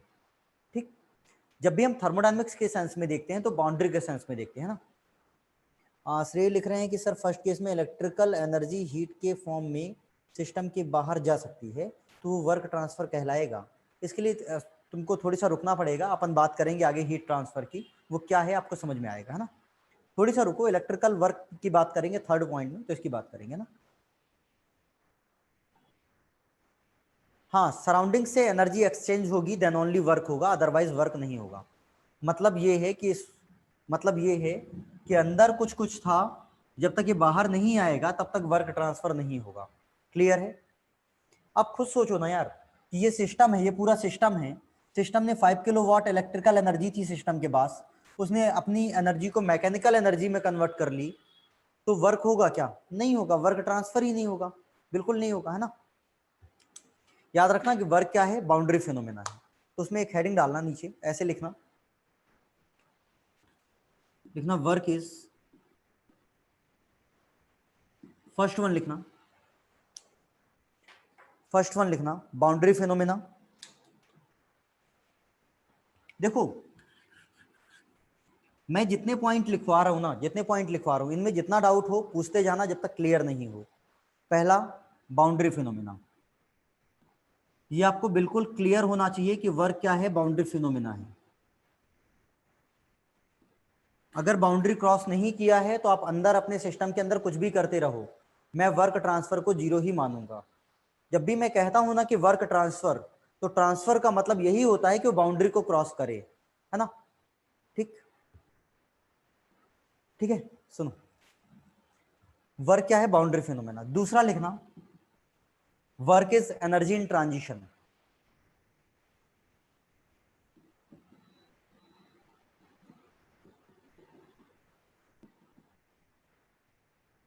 याद रखना, वर्क एनर्जी इन स्टोरेज नहीं है।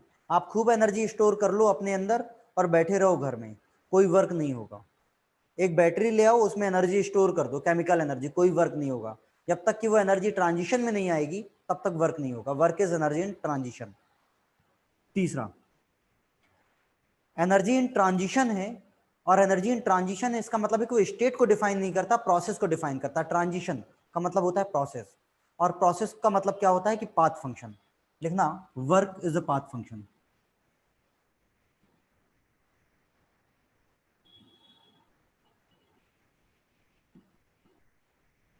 चौथा, वो पाथ पे डिपेंड कर रहा है, पॉइंट पे डिपेंड नहीं कर रहा। एक एनर्जी इन ट्रांजिशन है, प्रोसेस को डिफाइन करता है, स्टेट को डिफाइन नहीं करता। और जो स्टेट को डिफाइन नहीं करता वो प्रॉपर्टी भी नहीं होता, प्रॉपर्टी ही स्टेट को डिफाइन करती है, not a property of system.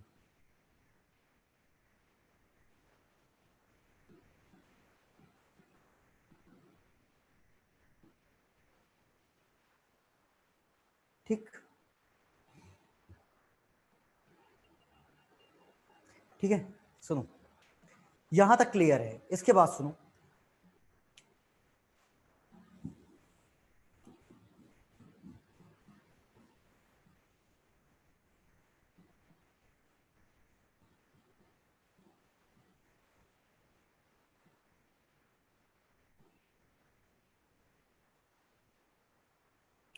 एक टर्म आती है एग्जैक्ट डिफरेंशियल, एक टर्म आती है एग्जैक्ट डिफरेंशियल। एग्जैक्ट डिफरेंशियल क्या होता है? एग्जैक्ट नोट मत करना, आपको समझा रहा हूं पहले, है ना। एग्जैक्ट डिफरेंशियल का मतलब क्या होता है? एग्जैक्ट डिफरेंशियल का मतलब क्या होता है कि आपसे कोई पूछता है कि चेंज इन प्रेशर क्या है, आपसे कोई पूछता है चेंज इन प्रेशर क्या है, आप डायरेक्टली P2 माइनस P1 करके निकाल लेते हो, ये एग्जैक्ट डिफरेंशियल है। दूसरा, आपसे कोई पूछता है कि भाई चेंज इन वॉल्यूम कितना है, आप डायरेक्टली V2 माइनस V1 करके निकाल लेते हो, ये एग्जैक्ट डिफरेंशियल है। आपसे कोई पूछता है चेंज इन टेम्परेचर क्या है, आप T2 माइनस T1 करके निकाल लेते हो, ये एग्जैक्ट डिफरेंशियल है। लेकिन अगर आपसे कोई पूछता है कि वर्क कितना है, तो आप W2 माइनस W1 करके निकाल सकते हो, हाँ या नहीं। आपसे कोई पूछता है कि वर्क कितना है, तो W2 माइनस W1 करके निकाल सकते हो, हाँ या नहीं। नहीं निकाल सकते, क्यों? क्योंकि work is a path function, वो पॉइंट फंक्शन नहीं है। Work is a path function, वो पाथ पे डिपेंड करेगा, केवल एंड पॉइंट पे डिपेंड नहीं करेगा। मतलब वर्क कैसा है, वर्क को इस तरह से नहीं लिख सकते। वर्क क्या है, इन एग्जैक्ट डिफरेंशियल है। ये क्या है, इन एग्जैक्ट डिफरेंशियल है।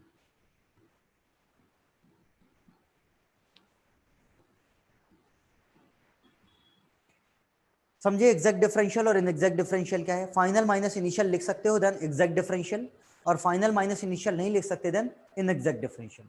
ठीक, अब सुनो, मुझे एक बात बताओ, मुझे एक बात बताओ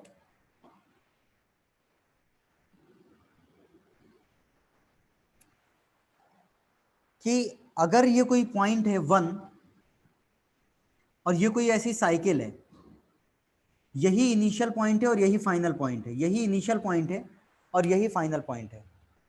मुझसे कोई पूछता है कि भैया चेंज इन प्रेशर कितना हुआ, 1 बार से चले थे, घूम फिर करके 1 बार पे आ गए, चेंज इन प्रेशर कितना, 0। मुझसे कोई पूछता है चेंज इन टेम्परेचर कितना, 200 डिग्री सेल्सियस से चले थे, घूम फिर करके 200 डिग्री सेल्सियस पे आ गए, 0। मुझसे कोई पूछता है चेंज इन वॉल्यूम कितना, 2 मीटर क्यूब पे चले थे, घूम फिर करके 2 मीटर क्यूब पे आ गए, 0। लेकिन मैं यहां से गया दिल्ली तक और दिल्ली से लौट करके यहां तक आया, वर्क 0 हो जाएगा क्या? मैं यहां से गया दिल्ली तक और दिल्ली से लौट करके यहां तक आ गया, तो वर्क 0 हो जाएगा क्या? नहीं होगा ना। इस हिसाब से तो ऐसा होना चाहिए कि रोज सुबह मैं आप लोगों को पढ़ाता हूँ, रोज शाम में मैं आप लोगों को यहाँ पर पढ़ाता हूँ, फिर रात में जाता हूँ, सोता हूँ, सुबह क्लास लेता हूँ, दोपहर में क्लास लेता हूँ, फिर शाम में आके दोबारा क्लास लेता हूँ। तो एक साइक्लिक प्रोसेस हो गई, मेरा पूरा वर्क 0 हो गया। समझ पा रहे हो, है ना? तो ऐसा वर्क क्या है, वर्क का साइक्लिक इंटीग्रल 0 नहीं होता। वर्क का साइक्लिक इंटीग्रल 0 नहीं होता, याद रखना। वर्क का साइक्लिक इंटीग्रल 0 नहीं होता।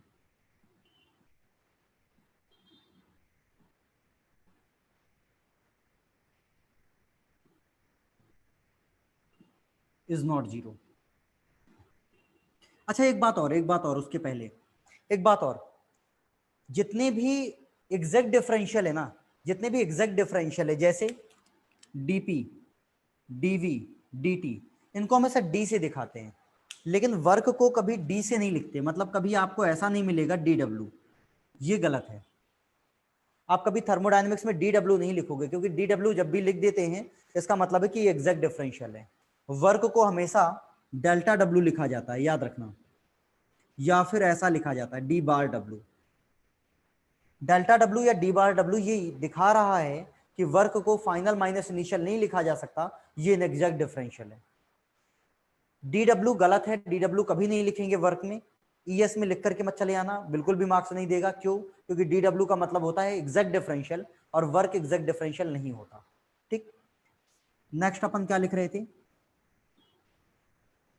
साइक्लिक इंटीग्रल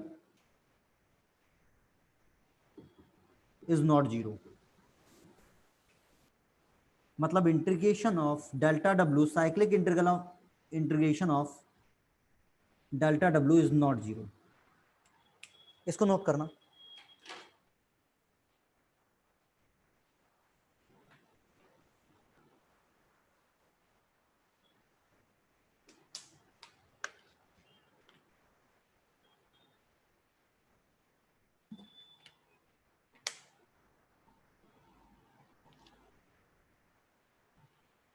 इसको नोट करना, नोट कर लेना तो मुझे बता देना।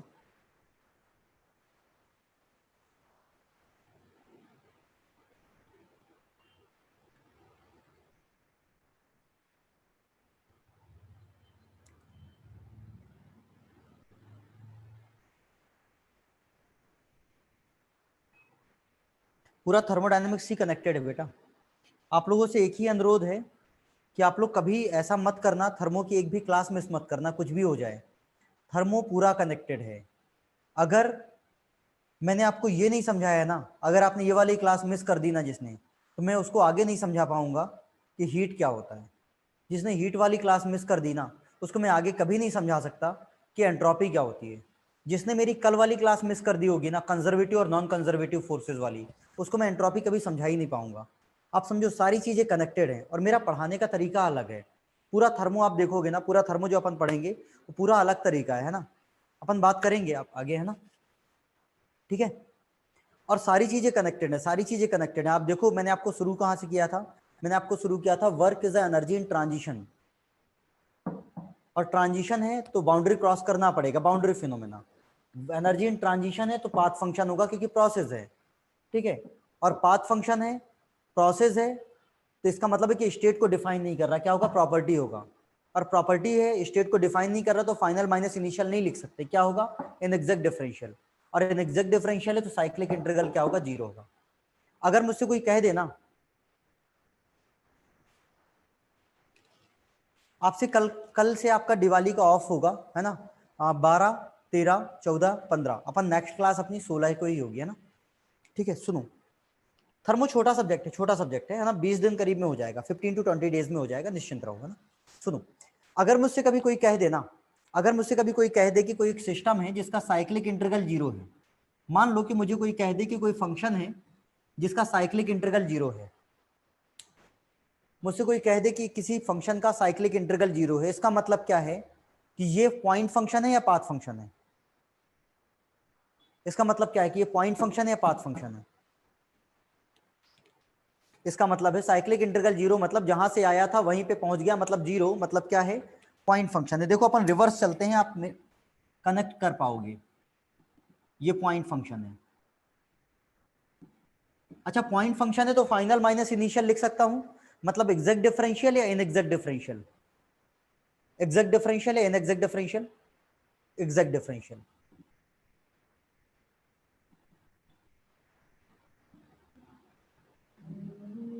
एग्जैक्ट डिफरेंशियल इसका मतलब है, और पॉइंट फंक्शन है, पॉइंट फंक्शन है, इसका मतलब पॉइंट को डिफाइन कर रहा होगा, स्टेट को डिफाइन कर रहा होगा, तो प्रॉपर्टी होगा, नहीं होगा, प्रॉपर्टी होगा।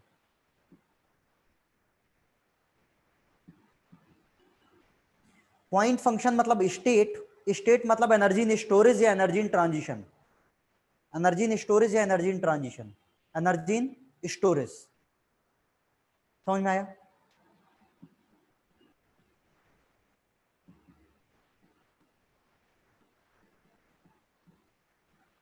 ये सारी चीजें एक साथ चलती हैं।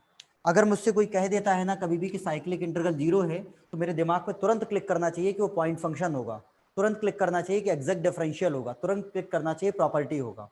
अगर मुझसे कोई कह देता है ना कि भैया ये कोई पाथ फंक्शन है, मान लो किसी ने कह दिया पाथ फंक्शन है, तो मेरे दिमाग में तुरंत क्लिक करना चाहिए कि वो प्रॉपर्टी ऑफ सिस्टम नहीं होगा, इन एग्जैक्ट डिफरेंशियल होगा, और साइक्लिक इंटीग्रल जीरो नहीं होगा। सहमत हो। इसके बाद देखो,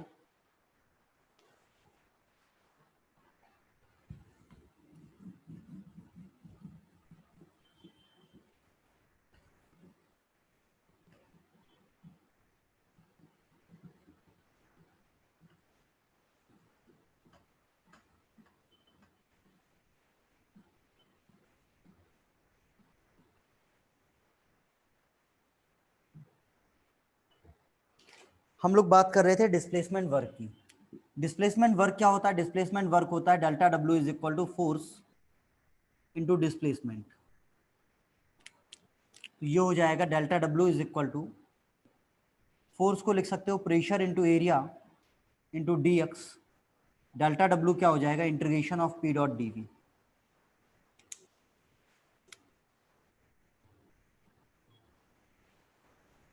2 मिनट सुनना, यहां पर जो फोर्स होता है वो कौन सा होता है,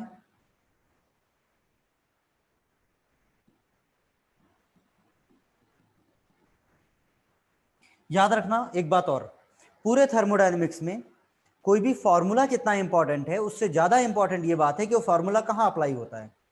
पूरे थर्मोडायनेमिक्स में कोई भी फॉर्मूला जितना इंपॉर्टेंट है उससे ज्यादा ये बात इंपॉर्टेंट है कि वो फॉर्मूला कहां अप्लाई होता है, ठीक है। तो ये फॉर्मूला कहां आया था, इसका एजम्पशन था force is conservative, conservative force, ये इसका एजम्पशन था, इस फॉर्मूले का एजम्पशन ये था। और अगर कंजर्वेटिव फोर्स के लिए एप्लीकेबल था,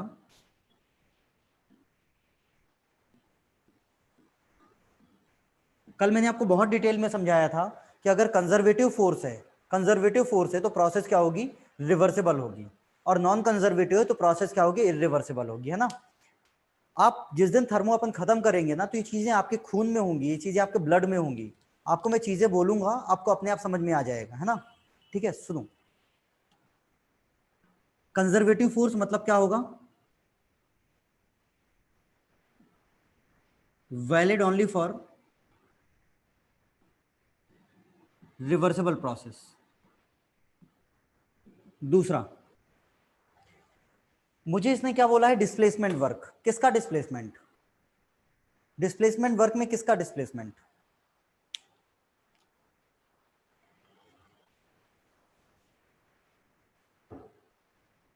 किसका डिस्प्लेसमेंट, बाउंड्री का डिस्प्लेसमेंट। किसका डिस्प्लेसमेंट, बाउंड्री का डिस्प्लेसमेंट। और बाउंड्री किस में होती है, क्लोज सिस्टम में या ओपन सिस्टम में। बाउंड्री दोनों में होती है, एक में इमेजनरी बाउंड्री होती है और एक में रियल बाउंड्री होती है। लेकिन बाउंड्री तब डिस्प्लेस होगी जब रियल में कोई बाउंड्री होगी। बाउंड्री तब डिस्प्लेस होगी जब रियल में कोई बाउंड्री होगी। और रियल में बाउंड्री किस में होती है, क्लोज सिस्टम में। ओपन सिस्टम में रियल में कोई बाउंड्री ही नहीं होती। For example,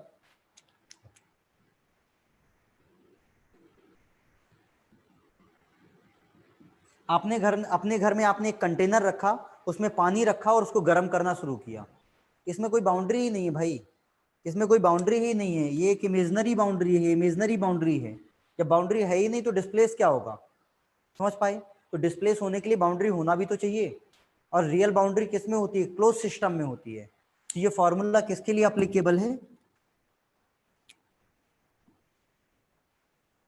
valid only for close system, simple. ठीक है, इसको एक बार नोट करो, फिर आगे बात करते हैं।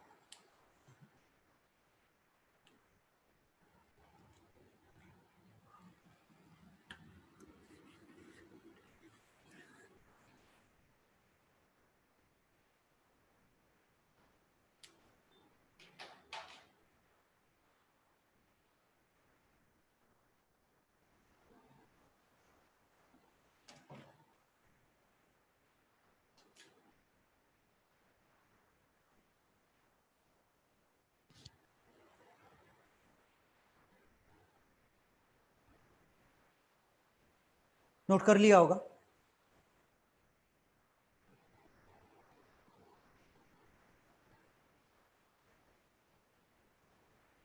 नोट कर लिया होगा ना।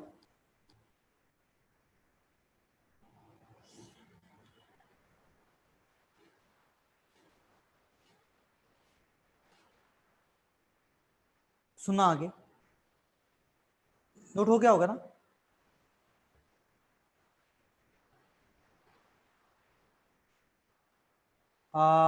मूवेबल बाउंड्री ही होगी, मूवेबल बाउंड्री ही होगी। लेकिन वो मूवेबल बाउंड्री किस में होती है, क्लोज सिस्टम में होती है ना, ओपन सिस्टम में थोड़ी ना होती है ना। सुनो, एक हेडिंग डालना, इंपॉर्टेंट पॉइंट। एक हेडिंग डालना, इंपॉर्टेंट पॉइंट, कुछ कुछ डिस्प्लेसमेंट वर्क के, फिर आगे बात करते हैं।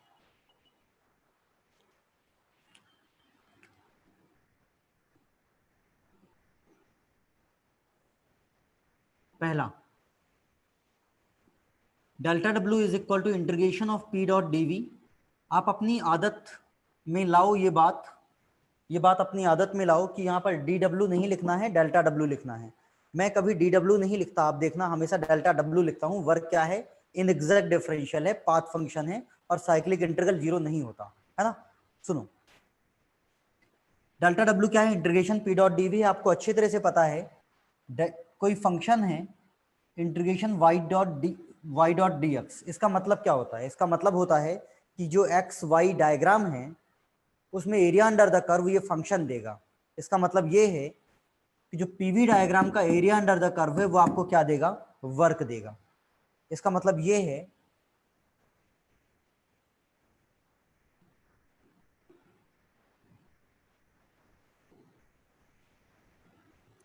जो पीवी डायग्राम है उसका area under the curve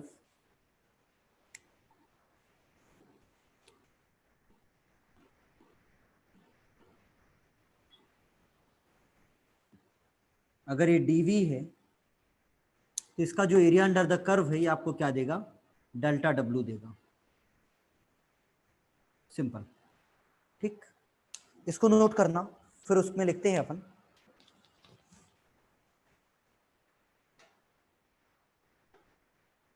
area under the curve on volume axis, बिल्कुल उसमें लिखना हेंस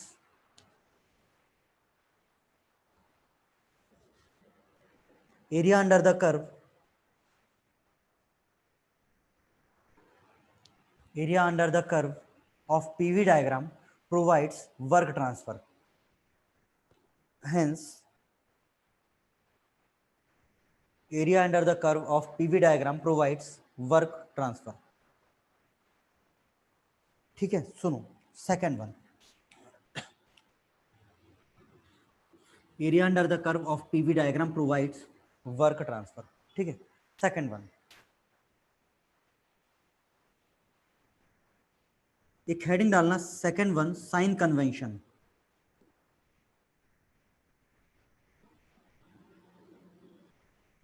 साइन कन्वेंशन,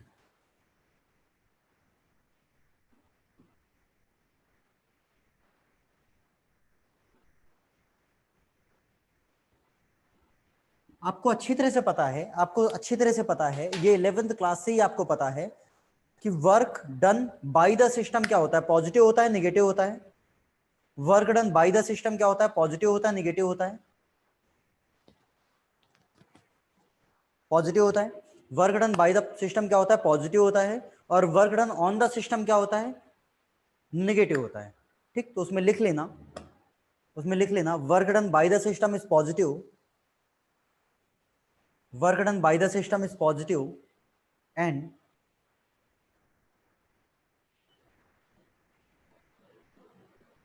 बिल्कुल है ना, उसमें लिख लेना work done by the system is positive and work done on the system is negative. Work done by the system is positive and work done on the system is negative. ठीक है, सुनो,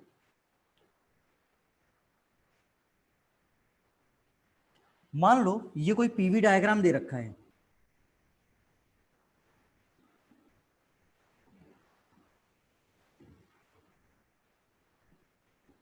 इसमें कोई प्रोसेस है ऐसी,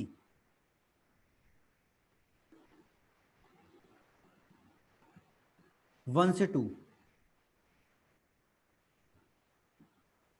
और ये कोई पीवी डायग्राम दे रखा है,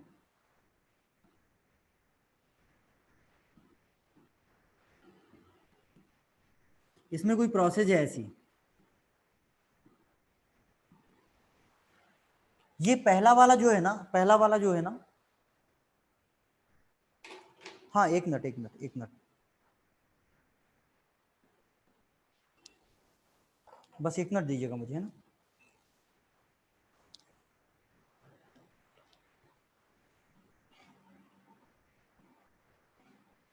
मुझे बता दो जो पहला वाला है वो work done by the system है या work done on the system है।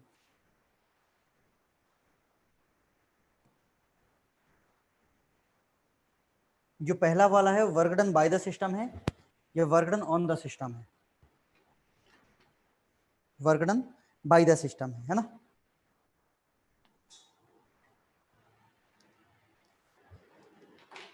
हमको कैसे पता, एक्चुअली क्या है कि पहले वाले में वॉल्यूम बढ़ रहा है, पहले वाले में वॉल्यूम बढ़ रहा है, वॉल्यूम बढ़ रहा है तो डेल्टा डब्ल्यू क्या होगा, पॉजिटिव होगा। एक्सपेंशन हो रहा है ना, वॉल्यूम बढ़ रहा है मतलब डेल्टा डब्ल्यू इसमें पॉजिटिव होगा, और डेल्टा डब्ल्यू पॉजिटिव है तो ये हो जाएगा वर्क डन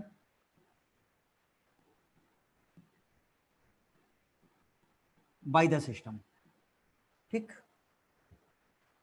दूसरे वाले में वॉल्यूम कम हो रहा है, वॉल्यूम कम हो रहा है मतलब डीवी निगेटिव, और डीवी निगेटिव मतलब वर्क निगेटिव, तो इसमें वर्क निगेटिव होगा, और वर्क निगेटिव है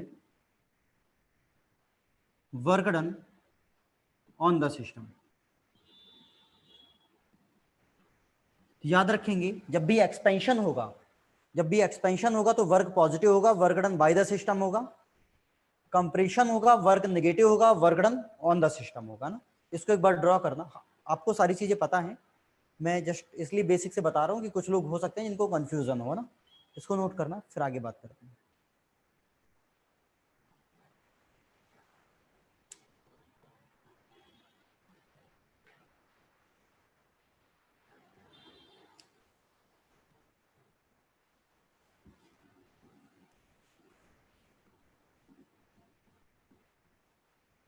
नोट कर लिया होगा।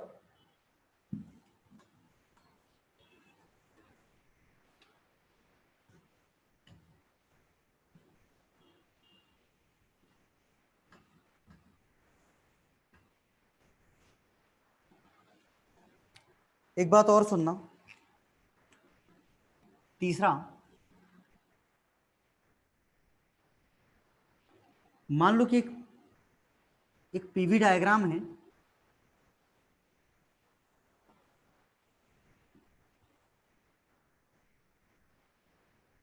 एक पीवी डायग्राम है, उसमें कोई साइकिल है, कुछ ऐसी है, देखो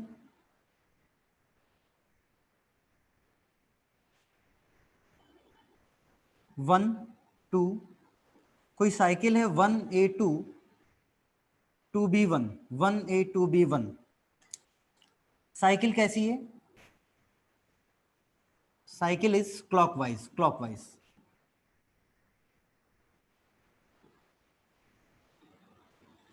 ठीक, मुझे एक एक करके बता दो, मुझे सिंपल सा ही बता दो कि 1A2, जो 1A2 है उसके लिए वर्क पॉजिटिव होगा नेगेटिव होगा? 1A2 के लिए वर्क पॉजिटिव होगा नेगेटिव होगा?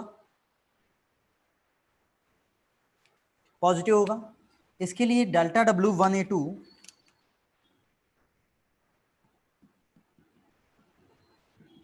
पॉजिटिव होगा, और वर्क 2B1 क्या होगा? डेल्टा डब्ल्यू ऑफ 2B1 क्या होगा? नेगेटिव होगा। ये समझ में आता है? मुझे पता है कि जो एरिया अंडर द कर्व है मुझे वर्क देता है, और एरिया अंडर द कर्व किसका ज्यादा होगा? 1A2 का ज्यादा होगा, 1A2 ऊपर है, इसका एरिया अंडर द कर्व ज्यादा होगा, और ये वाला पॉजिटिव है, ये वाला नेगेटिव है, तो नेट वर्क क्या आने वाला है, पॉजिटिव या नेगेटिव? तो डेल्टा डब्ल्यू नेट क्या आने वाला है? पॉजिटिव। और नेटवर्क पॉजिटिव आएगा तो ये हो जाएगा work done by the system, done by system. मतलब ये क्या हो जाएगी? Work producing cycle.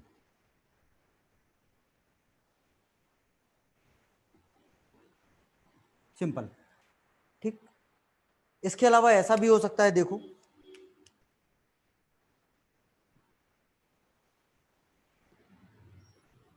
ये एक पीवी डायग्राम है और इसमें मुझे दे रखा है कि साइकिल इज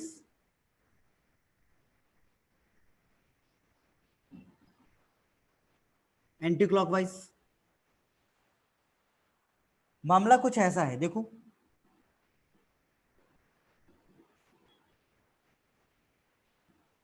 ये 1A2B1 साइकिल एंटी क्लॉकवाइज है। अगर मैं आपसे पूछूं 1A2 1A2 1A2 एक्सपेंशन हो रहा है, वर्क क्या होगा? डेल्टा डब्ल्यू 1A2 क्या होगा? पॉजिटिव होगा। कहीं डाउट हो तो पूछते जाना। 2B1 2B1 कंप्रेशन हो रहा है, वॉल्यूम कम हो रहा है, तो delta W of 2B1 negative होगा।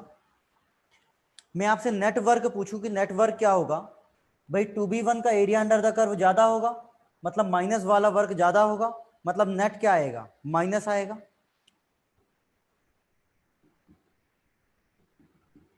मतलब क्या हो जाएगा? Work done on system. मतलब क्या हो जाएगा? Work consuming cycle. इसका मतलब है कि पूरे थर्मोडायनेमिक्स में जितनी भी साइकिल क्लॉकवाइज होती हैं, जितनी भी साइकिल क्लॉकवाइज होती हैं वो सारी क्या होती हैं? वर्क प्रोड्यूसिंग साइकिल होती हैं। For example turbine. और जितनी भी साइकिल एंटी क्लॉकवाइज होती हैं वो सारी क्या होती हैं? वर्क कंज्यूमिंग साइकिल होती हैं। For example come pressure. देखो ये बात समझ में आई कि आपको, हाँ या नहीं? पूरे थर्मोडायनेमिक्स में जितनी भी साइकिल क्लॉकवाइज होंगी वो सब वर्क प्रोड्यूसिंग होगी, और जितनी भी एंटी क्लॉकवाइज होंगी वो सब वर्क कंज्यूमिंग होगी, नेगेटिव वर्क होगा, है ना? तो इन दोनों को ड्रॉ करना, फिर कुछ कुछ लिखते हैं।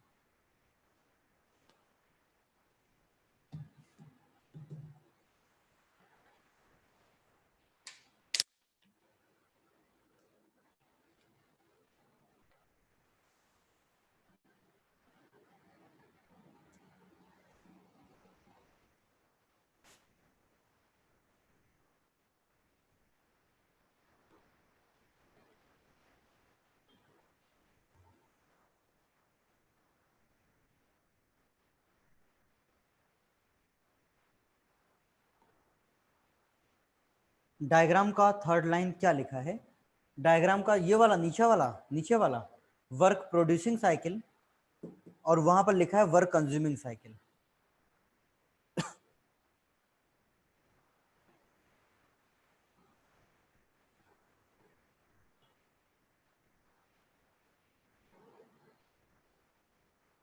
इसको नोट कर लेना, तो मुझे बता देना।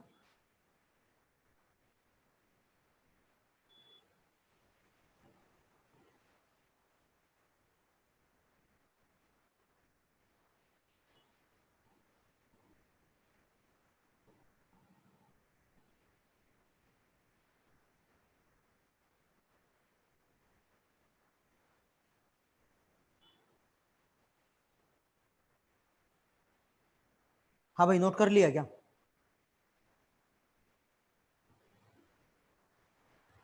नोट कर लिया ना? उसमें लिखना hence hence clockwise cycles are work producing, hence clockwise cycles are work producing, and anti-clockwise, hence clockwise cycles are work producing and anti-clockwise are work consuming। ठीक, अब सुनो।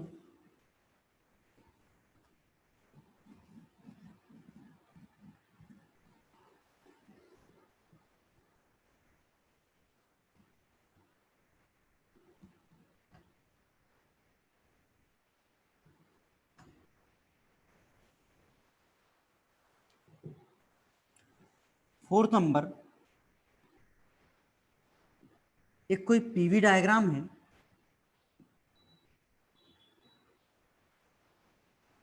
ये कोई प्रोसेस है 1 2, और ये कोई प्रोसेस है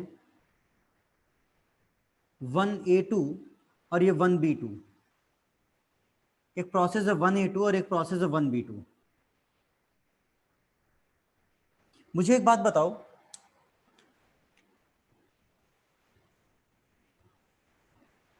कि 1A2 और 1B2 दोनों का area under the curve same होगा क्या? 1A2 और 1B2 दोनों का area under the curve same होगा क्या?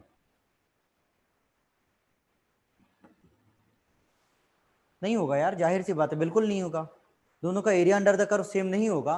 इसका मतलब है कि वर्क ऑफ 1A2 कभी भी बराबर नहीं होगा डेल्टा डब्ल्यू ऑफ 1B2। दोनों का area under the curve same नहीं है, इसका मतलब है कि दोनों का वर्क सेम नहीं है, जबकि दोनों के एंड पॉइंट सेम थे। दोनों के एंड पॉइंट सेम थे, इसका मतलब है कि वर्क एंड पॉइंट पे डिपेंड नहीं कर रहा था। किस पे डिपेंड कर रहा था? पाथ पर डिपेंड कर रहा था। मतलब वर्क क्या था? एक पाथ फंक्शन था। आप यहां से भी एक्सप्लेन कर सकते हो ना, इसको एक बार नोट करना।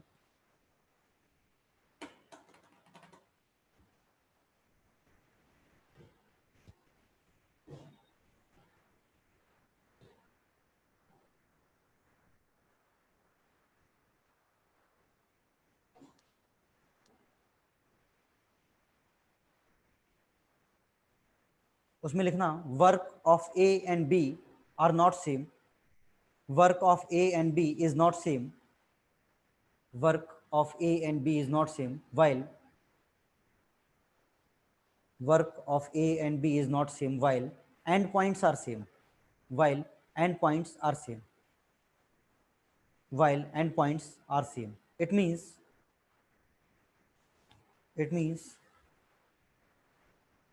work transfer depends on path. It means work transfer depends on path. Hence, it means work transfer depend on path. Hence, path function. Hence, path function. ठीक, उसी इंपॉर्टेंट पॉइंट में एक और देखो,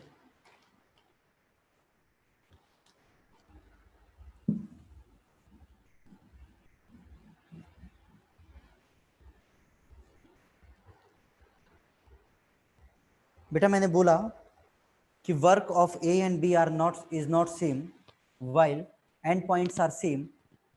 it means work transfer is a path function. ठीक, इसके बाद देखो एक नेक्स्ट पॉइंट उसी इंपॉर्टेंट पॉइंट में, मान लो थोड़ी देर के लिए कि एक पिस्टन सिलेंडर डिवाइस है.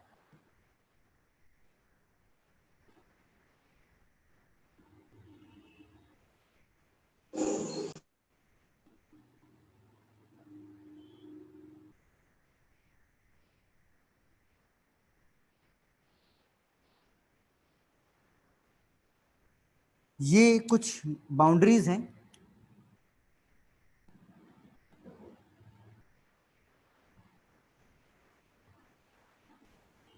और बाहर ये पिस्टन है और अंदर ये सिस्टम है अपना. मान लो कि सिस्टम का प्रेशर है P और बाहर जो प्रेशर है वो P एटमॉस्फेयर है. और ये पिस्टन, ये जो पिस्टन है ये क्या करता है, मूव करता है कितना वॉल्यूम, डेल्टा V या dV वॉल्यूम क्या हो जाता है, डिस्प्लेस हो जाता है. वर्क क्या होता है, वर्क होता है P इंटू डी वी. अपन ने पढ़ा है वर्क क्या होता है, P इंटू डी वी. तो delta W is equal to होता है P इंटू डी वी. मेरा जो डाउट है वो केवल ये है कि वो क्या होता है, integration of P into D v या integration of P atmosphere into D v.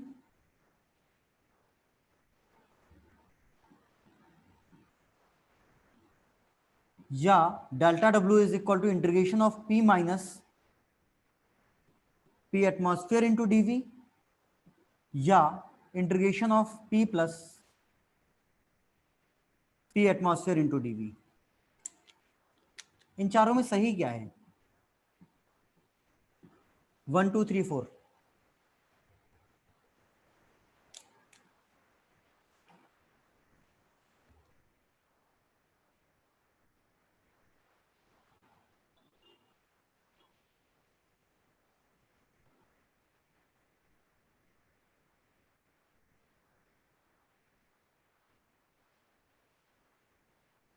इन चारों में सही क्या है, 1 2 3 4. सुनो सुनो सुनो सुनो, पूरा थर्मोडायनेमिक्स जो है ना बेसिक मैकेनिक्स के जैसा ही चलता है ना. देखो मैं आपको एक एग्जांपल दे रहा हूं, समझना उससे.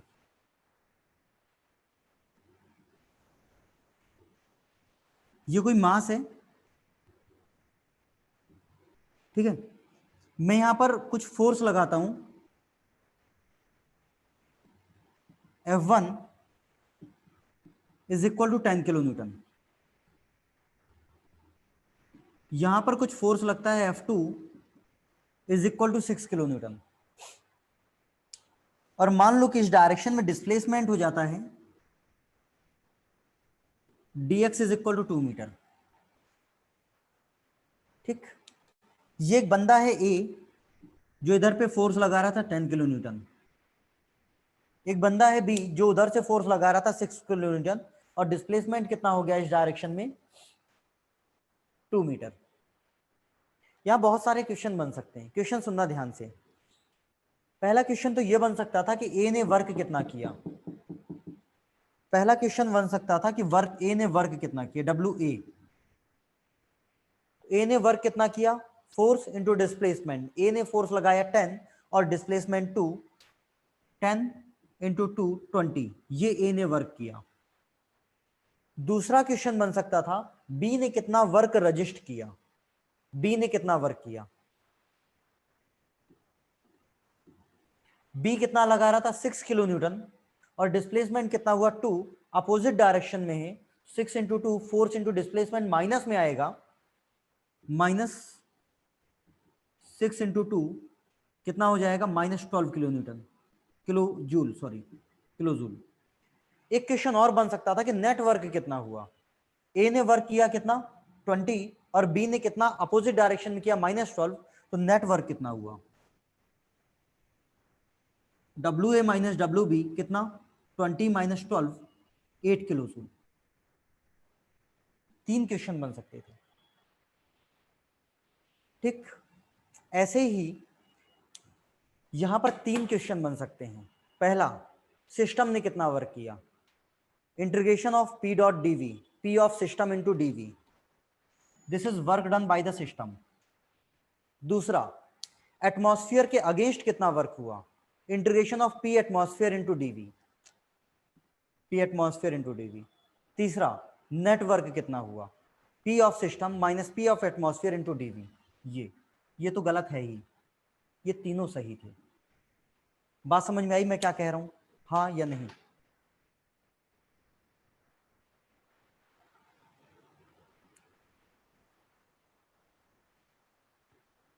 बात समझ में आई?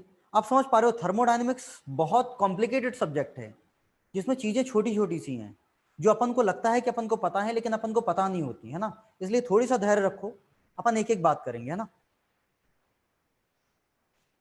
बिल्कुल, एटमॉस्फेयर के अगेंस्ट नेगेटिव लेंगे तो यहाँ पर डीवी नेगेटिव आ जाएगा ना, अभी मैंने डीवी रखा कहाँ है, डीवी नेगेटिव आ जाएगा ना, एटमॉस्फेयर के अगेंस्ट जब लोगे तो डीवी नेगेटिव आ जाएगा, है ना। बात समझ में आया?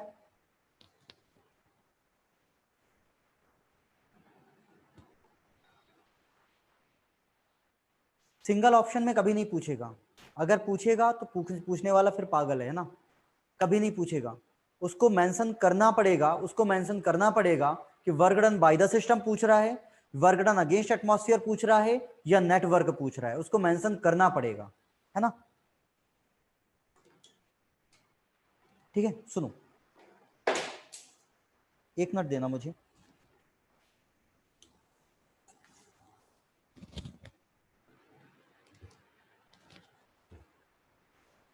तो ये सब फर्जी बातें हैं, है ना, ऐसा कुछ भी नहीं होता है। एक एग्जांपल तो आप ये वाला लिखना आपके समझने के लिए, ये मैंने बेसिक मैकेनिक्स से लिखा है, और एक मैं ये वाला लिख रहा हूं, यहां पर वर्क डन बाई सिस्टम होगा,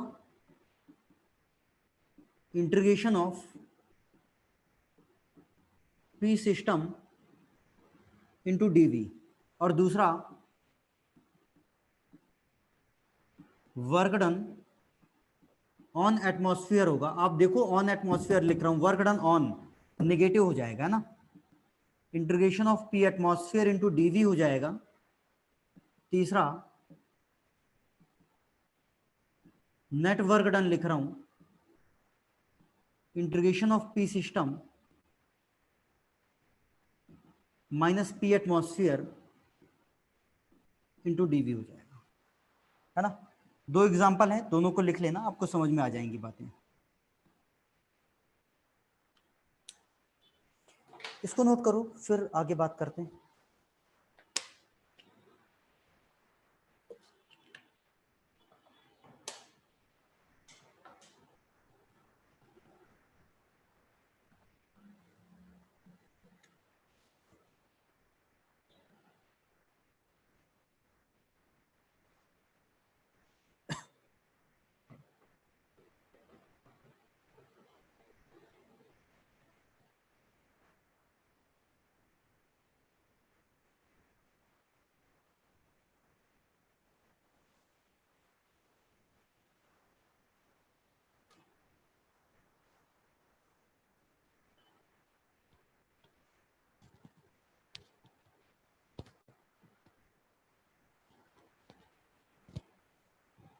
नोट कर पाए क्या?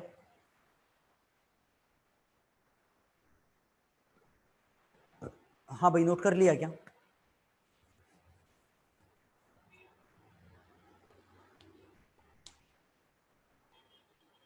ठीक है सुनो, देखो यार इसीलिए बोल रहा हूँ मैं, थर्मो की क्लासेस मिस मत करना, चीज़ें बहुत छोटी छोटी हैं। मैं पिछले 1.5 घंटे से आपको केवल वर्क पढ़ा रहा हूँ, है ना।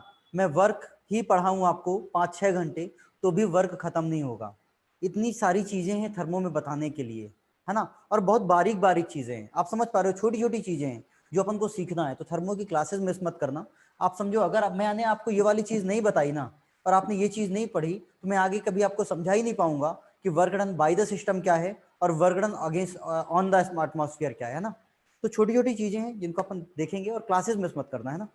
एक बार देखो अपन ने क्या क्या डिस्कस किया आगे, आज फिर आगे बात करते हैं। आज देखो अपन ने कहां से शुरू किया था। अपन ने शुरू किया था थर्मोडायनेमिक इक्विलिब्रियम से, है ना। मैंने आपसे कहा था कि सिस्टम को थर्मोडायनेमिक इक्विलिब्रियम में जब बोलूंगा, जब वो थर्मल इक्विलिब्रियम में भी हो, केमिकल इक्विलिब्रियम में भी हो, और मैकेनिकल इक्विलिब्रियम में भी हो।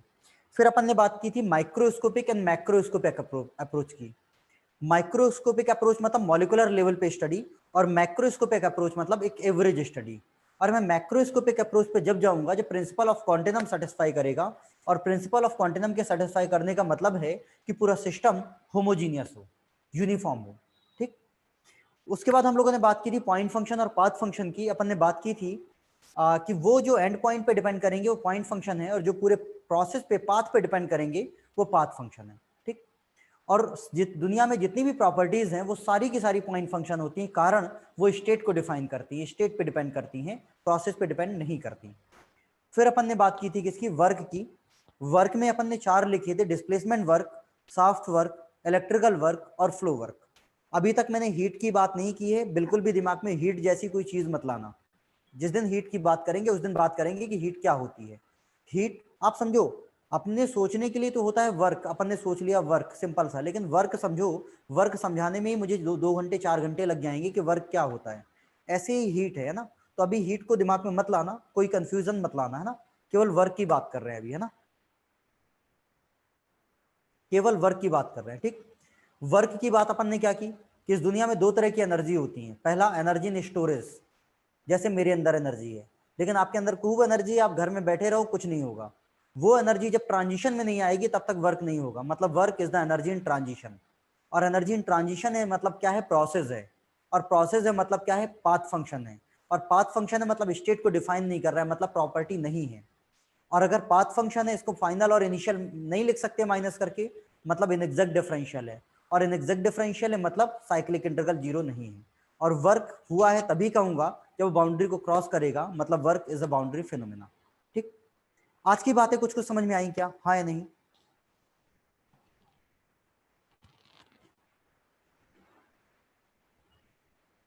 आज की बातें कुछ कुछ समझ में आई क्या। सारी चीजें रिलेटेड हैं, सारी चीजें एक दूसरे से जुड़ी हुई हैं। जिस दिन थर्मो खत्म करूंगा उस दिन आपके खून में होगी सारी चीजें ना, आप सोच पाओगे सारी चीजें, बस धैर्य रखो थोड़ी सा ना। अब आप ऐसा करोगे ना कि मैं आपको पढ़ा रहा हूँ वर्क, आप पूछोगे हीट, तो मैं नहीं समझा सकता, आप समझो, क्योंकि हीट को समझाने के लिए भी मुझे उतना ही समय चाहिए जितना कि वर्क को समझाने के लिए चाहिए। अपन को सोचने में लगता है कि अभी मैं आपको बता रहा हूँ work is a boundary phenomena, आप मुझसे पूछोगे इलेक्ट्रिकल वर्क क्या होता है, मैं नहीं बता सकता ना, क्योंकि उसके लिए समय चाहिए, है ना, ठीक है। तो आज के लिए इतना ही, है ना। अपन बात करते हैं दिवाली के बाद। दिवाली के बाद मतलब 12, 13, 14, 15, 4 दिन ऑफ होगा। अपन मिलते हैं किस तारीख को, 16 तारीख को, है ना, ठीक है। दिवाली की शुभकामनाएं आप लोगों को, मिलते हैं अपन दिवाली के बाद, ठीक है, बाय बाय। थर्मो के लिए प्रैक्टिस सेट पूछ रहे हो, थर्मो के लिए प्रैक्टिस सेट पूछ रहे हो, टेलीग्राम वाले ग्रुप में जाना, थर्मो का प्रैक्टिस सेट पड़ा हुआ है ऑलरेडी, है ना। और दूसरा थर्मो का ईएससी का कन्वेंशनल सॉल्व पूरा टेलीग्राम वाले ग्रुप में ही पड़ा हुआ है, ठीक है।